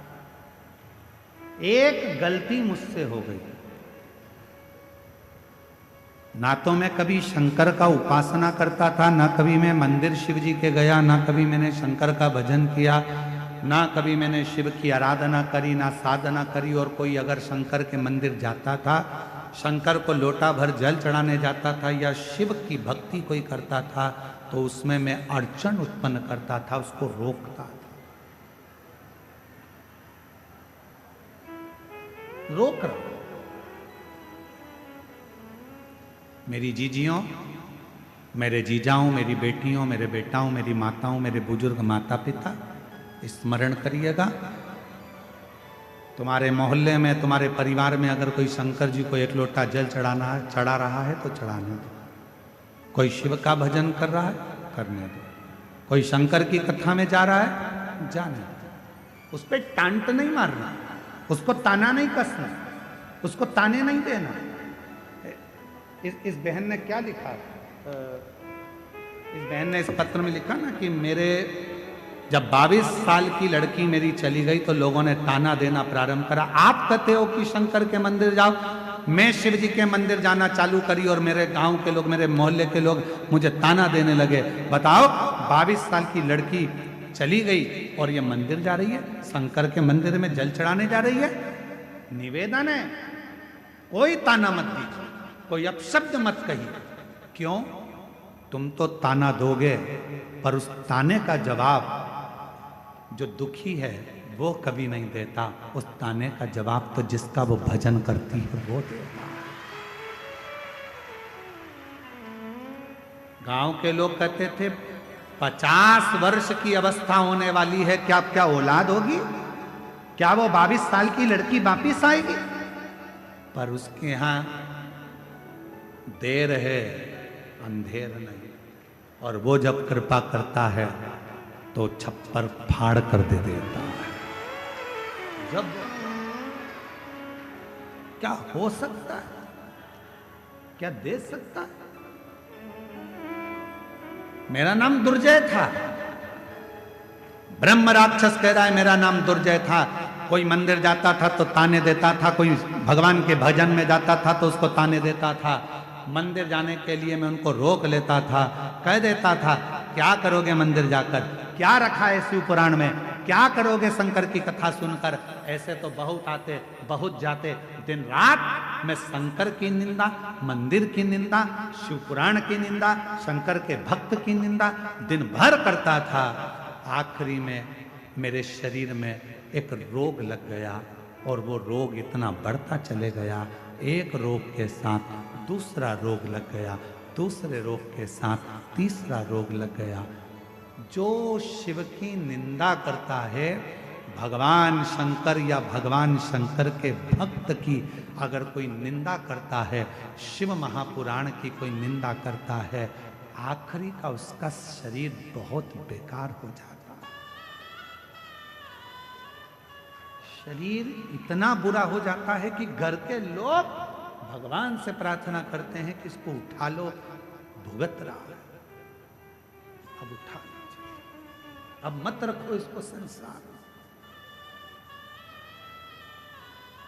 शिव निंदा, देव ऋषि नारद ने शंकर भगवान की निंदा करी, बंदर का मुख लगा। भगवान विष्णु ने शंकर जी की निंदा श्रवण करी, घोड़े का मुंह लगा, हाईजीव अवतार हुआ। शिव की निंदा जो करता है आखिरी में उसको भोगना पड़ता ही है, भोगना ही पड़ता है। आप कथा में नहीं जा सकते, मत जाओ, और किसी को ये मत कहो कि शिव पुराण सुनकर क्या करोगे, क्यों इनके चक्कर में पड़े हो, क्यों क्या करना, शंकर जी की कथा से क्या मतलब है, काय को जा रहे हो, क्या मतलब है, क्या रखा है शिव पुराण में, क्यों शंकर जी के मंदिर में एक लोटा जल चढ़ाना। शिव की निंदा करने वाले की गति आखिरी में ऐसी हो जाती है, ये हम नहीं कह रहे, ये दुर्जय की कथा वामदेव मुनि की कथा कह रही है। दुर्जय कह रहा है कि मैंने केवल एक काम करा, जो शिवालय जाता था उसको ताने देता था, जो कथा सुनता था उसको अपशब्द कहता था, लोगों को मंदिर देवालय शिवालय से दूर करता था, लोगों के हृदय में भगवान के प्रति बैर उत्पन्न करता था। मेरे शरीर में एक रोग हो गया, वो रोग ने मुझे घेर लिया, आखिरी में वो रोग बढ़ता चले गया और मेरे प्राण छूट गए, मर गए। सारे भोग भोगे मैंने, जितने नरक के सब भोगे मैंने, आखिरी में भी नरक कम पड़ गए मेरे भोग भुगताने में, तो मुझे राक्षस बनाकर जन्म दे दिया और राक्षस बनकर मैं फिरता रहा।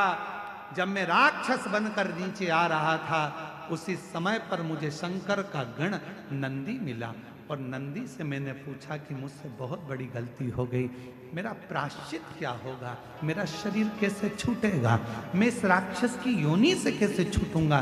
तो नंदी ने कहा था, यदि कोई शंकर का भक्त तन पर भस्म धारण कर कर जा रहा होगा, उसकी भस्म तेरे शरीर से लगेगी और उसी पल तुम मुक्त हो जाएगा। उसी पल मुक्त हो। हमसे लोग कहते हैं गुरुजी शिव महापुराण की कथा के पंडाल में जो लोग आते हैं वहां की मिट्टी को सिर से लगाते हैं, किसी को बीमारी होती है तो वहां लगा लेते हैं, आखिर इस मिट्टी में ऐसा है क्या? हम निवेदन करते हैं इस मिट्टी में कुछ नहीं है, पर इस मिट्टी में इतना जरूर है। इतने शिव भक्त एक साथ बैठकर जब अखंड जाप श्री शिवाय नमस्तुभ्यम बोलते हैं और भगवान की कथा का रसतत्व ग्रहण करते हैं तो वो मिट्टी भी चंदन बन जाती है, भस्म बन जाती है, वो जीव का कल्याण कर जाती है। उस मिट्टी में इतना बल हो जाता है, उस मिट्टी में।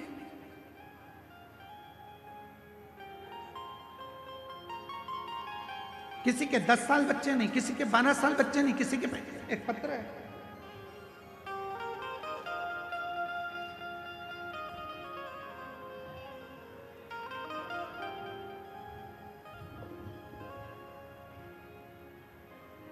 पाकुड़ झारखंड से निशा देवी, मेरा मोबाइल नंबर ये है, कहीं बैठी हो तो हाथ हिला सकती हैं। निशा देवी पाकुड़ झारखंड से।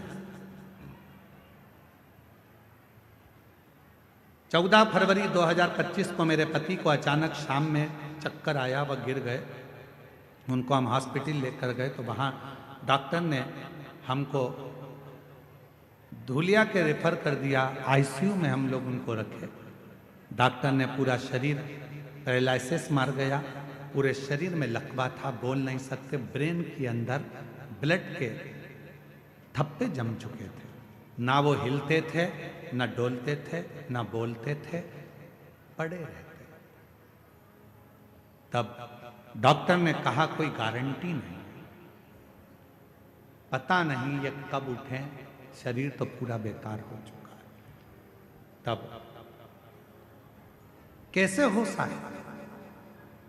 शिव जी के मंदिर भगवान शंकर को एक लोटा जल चढ़ाकर उसका जल लगाना प्रारंभ करा, बेलपत्र देना प्रारंभ करा। समझ नहीं आया कि करें तो करें क्या। तब मेरी माँ ने कहा कि हमारे नज़दीक में एक माता जी रहती हैं, वो एक शिव पुराण की कथा में गई थी, उसकी मिट्टी लेकर आई, उसकी मिट्टी लेकर आई है। मैं दामाद के लिए वो मिट्टी लेकर आ रही हूँ। मेरी माँ दामाद के लिए मिट्टी लेकर आई, शरीर पर हमने उसी मिट्टी को ले जाकर लगाना चाहा, पर डॉक्टरों ने मना कर दिया। चुपचाप से अपने कपड़े में मिट्टी को लगाकर दामाद के पास मेरी माँ मिलने के लिए गई और अपना साड़ी का पल्लू दामाद के पूरे शरीर पर लगा दिया। 15 मिनट के बाद शरीर में हलचल होना प्रारंभ हो गई, शरीर में हलचल होना प्रारंभ हुई। आईसीयू में भर्ती थे। धीरे धीरे बाबा की ऐसी कृपा हुई, डॉक्टर तो बोले थे ये कभी जिंदगी में चल पाएंगे ना चल पाएंगे, समझ पाएंगे ना समझ पाएंगे। आज मैं उनका पूरा फोटो लगा रही हूं कि पूरी ठीक होकर बाबा की कृपा से, शंकर की कृपा से, आज बाबा की करुणा से पूर्ण तरह से उठ बैठ गए।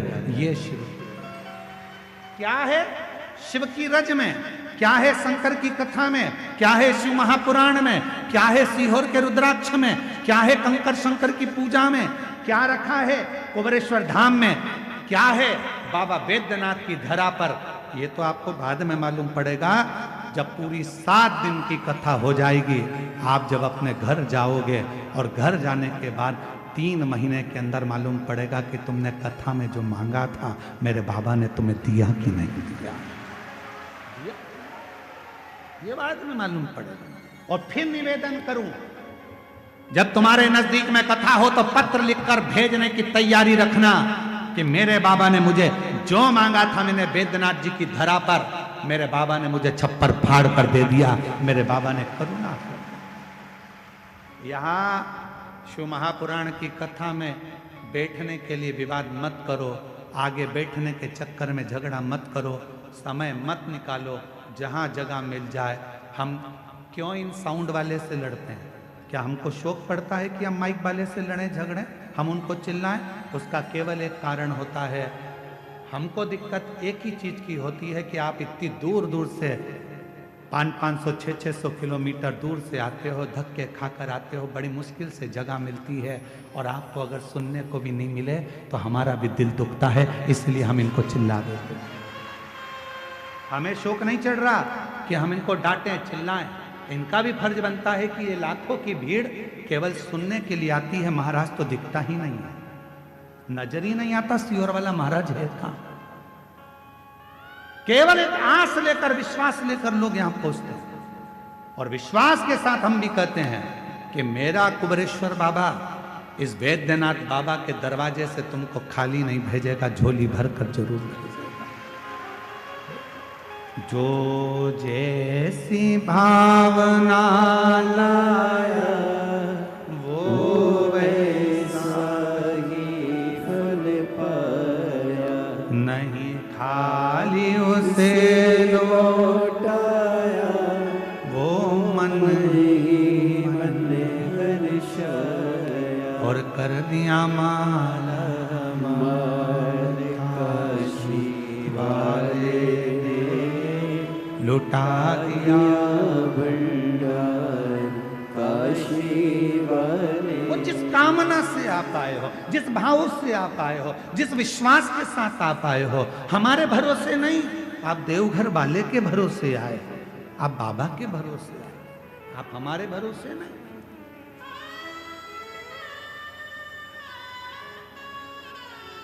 हमारी सामर्थ्यता नहीं कि हम आपको कुछ दे सकें, कुछ प्रदान कर सकें।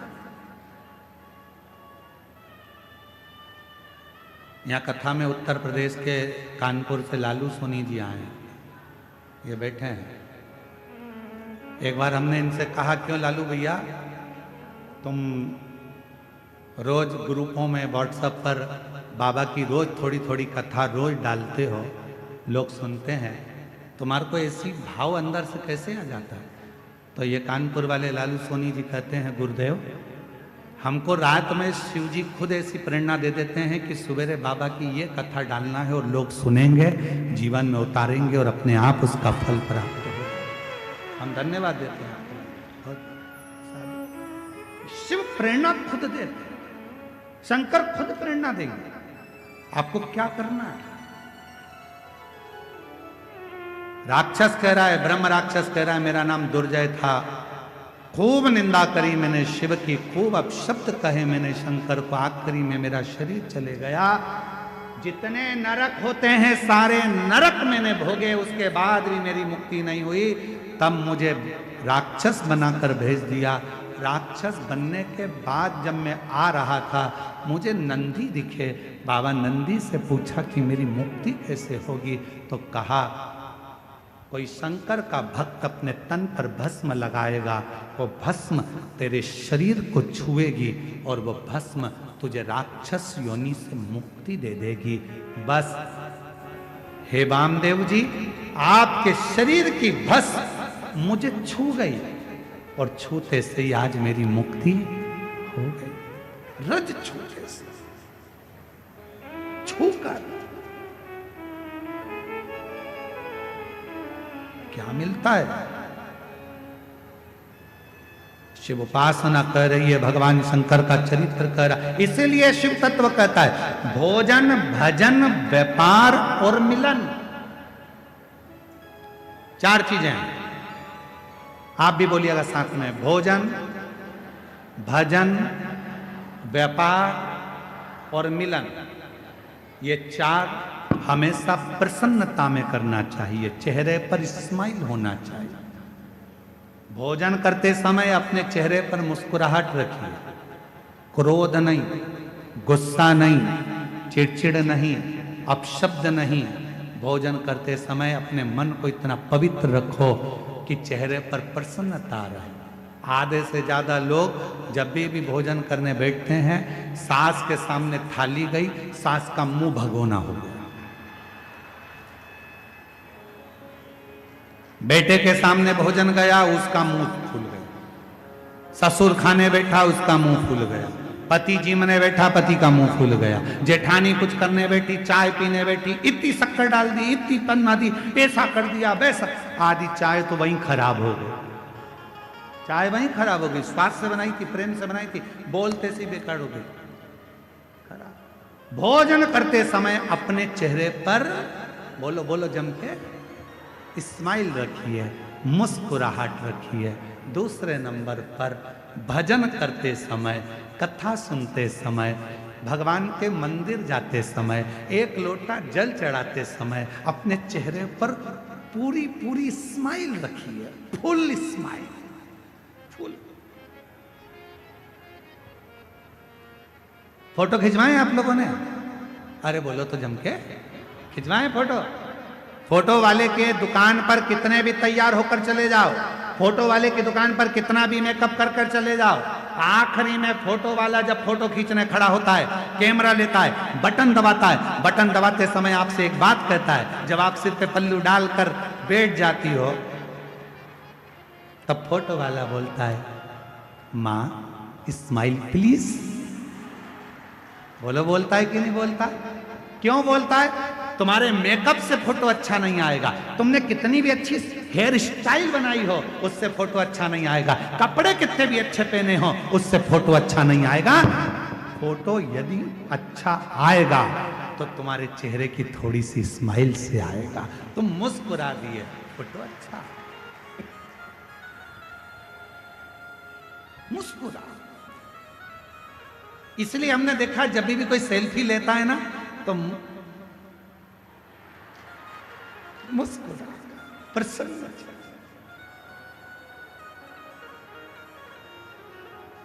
एक बार कानपुर में कथा करने गए थे तो वहां एक बूढ़ी माता जी डंडा टेक कर, उनका फोटो वीडियो भी बहुत चला है, और अगर नहीं भी चला होगा तो हम आपको कभी भेज देंगे वो बूढ़ी माता जी का। वो बहुत बूढ़ी सी, सफेद बाल, हाथ में डंडा और कांपता हुआ शरीर, और वो हमारा हाथ पकड़कर बोली, एक सेल्फी लेना है वो वीडियो तुम्हारे पास में, आज ग्रुप में डाल रही है सबके। एक बूढ़ी माँ, वो डंडा हाथ में और हमारा हाथ पकड़ कर एक सेल्फी लेना। अब मुंह में दांत नहीं, शरीर में आंत नहीं, हाथ धूज रहे,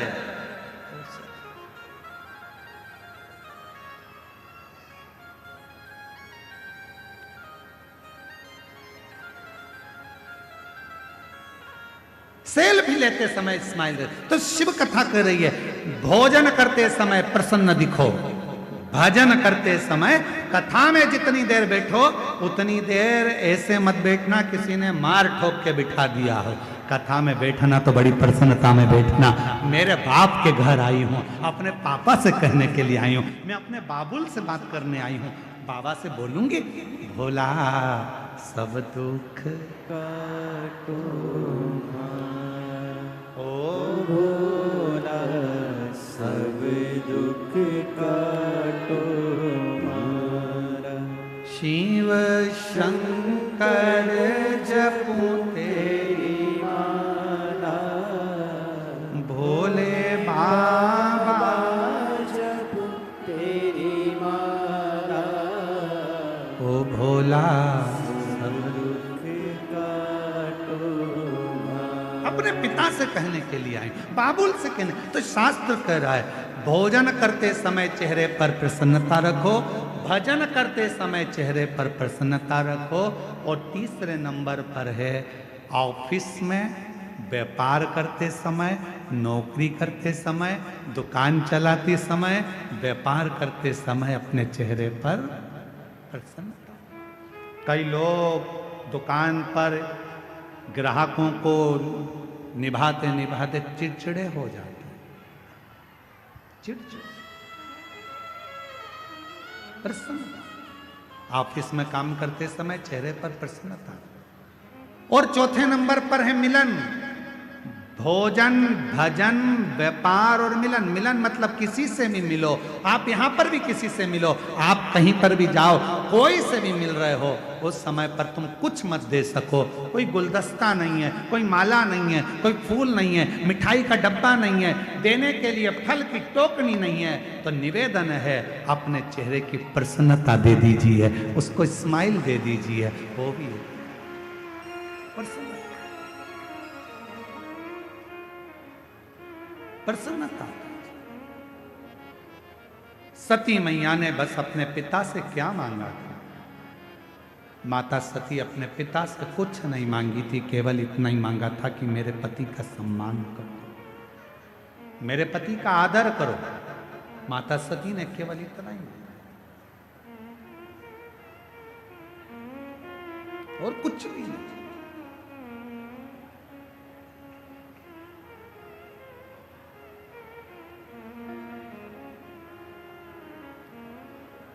तेरे दरबार की बाबा निराली शान देखी है, तेरे दरबार की बाबा निराली शान देखी है। तुझे देते नहीं देखा, पर झोली भरी देखी है। तुझे देते नहीं देखा, पर झोली भरी देखी है।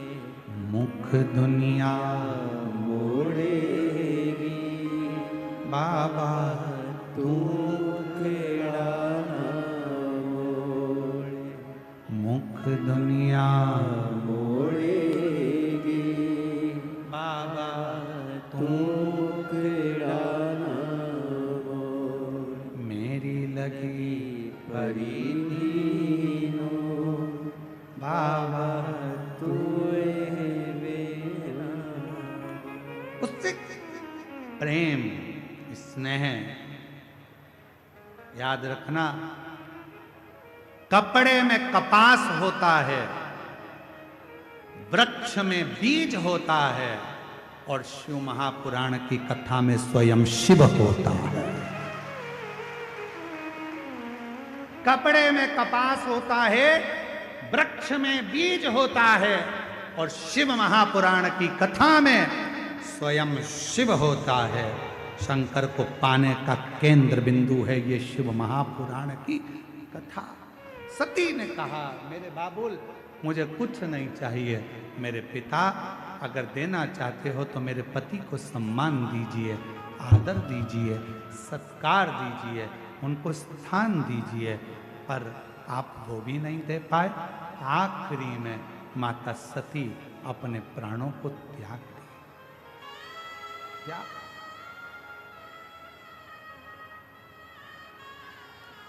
तन पर भगवान शंकर ने अपने कंधे पर माता सती के शव को रख लिया।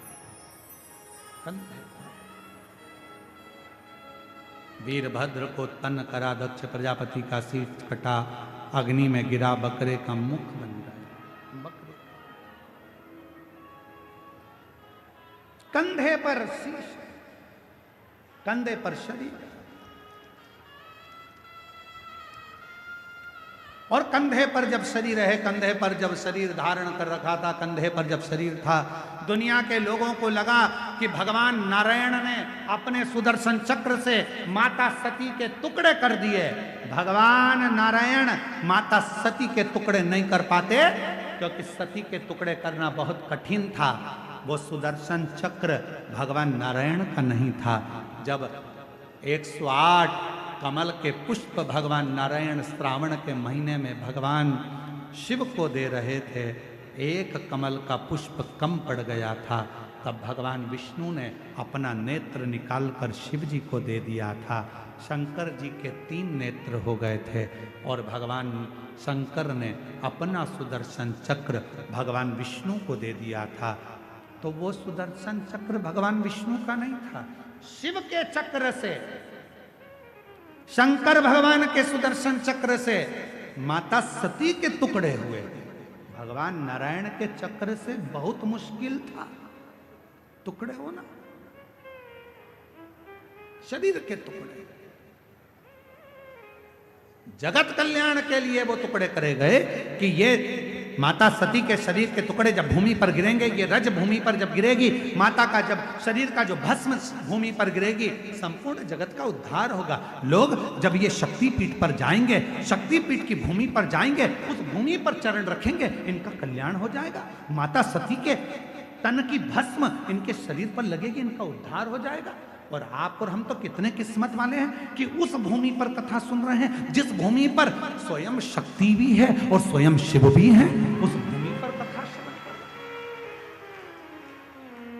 ये प्रभु की कृपा से प्राप्त होता है, ये भगवान की करुणा से प्राप्त होता है, ये शिव की कृपा के बिना मिल नहीं सकता। हमारे एक सूरत के श्री आशुतोष मिश्रा जी हैं और एक लालजी भाई सेंगर जी हैं और केतु भाई पाटिल जी हैं। ये जब एक बार कथा लेने के लिए सीहोर आए सूरत से, तो ये कथा लेने के लिए जब सीहोर आए तो हमने इनसे पूछा कि कथा क्यों लेना। मिश्रा जी बहुत बहुत साधुवाद है। तो इनसे हमने पूछा कि कथा क्यों लेना है, तो कहा गुरु जी बस बाबा की कृपा है और कथा स्वयं देवाधिदेव महादेव ने ऐसी प्रेरणा दी है अंदर से कि मन के अंदर ऐसा भाव आया है कि बाबा इस कथा को करवाए और बाबा ही इस कथा को सुने। और गुजरात सूरत की बरडोली में ये कथा हो और बाबा इसको धारण करें। आज मैं इस व्यासपीठ से आशुतोष मिश्रा जी को, लालजी भाई सिंगर जी को, चेतु भाई पाटिल जी को बहुत बहुत साधुवाद देता हूँ, जिनके यहाँ 4 जनवरी से 10 जनवरी 2026 में शिव महापुराण की कथा नए वर्ष के अंतर्गत होने जा रही है सूरत अंतर्गत। मैं उनको साधुवाद देता हूँ उसके लिए बहुत बहुत, आपको बहुत बहुत साधुवाद। ये शिव की उदारता, ये शंकर की उदारता। महाराज शिव की उदारता के बिना कुछ संभव नहीं। सती मैया के शरीर के टुकड़े हो गए। जो माता सती जलकर भस्म हुई थी वो हिमालय राज के घर में पार्वती जी के नाम से विख्यात हो गई और माता पार्वती जी का हिमालय राज के घर में जन्म हुआ।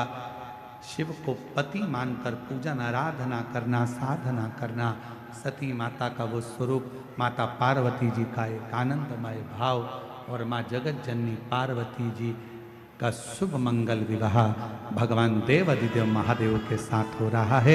एक बार जोरदार ताली बजाएं शिव और पार्वती जी के लिए। भगवान शंकर पार्वती जी पधार रहे हैं, जोरदार ताली बजाकर स्वागत करिएगा शंकर पार्वती के। पार्वती मैया शिव जी के गले में सुंदर जयमाला पहना रही हैं, जोरदार ताली बजाकर स्वागत करिए माँ पार्वती जी का। शंकर भगवान माँ जगत जननी पार्वती जी के गले में जयमाला पहना रहे हैं, जोरदार ताली बजाइए।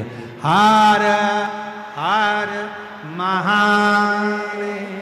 भगवान की यह विरल शिव महापुराण की कथा बाबा देवघर में चल रही है।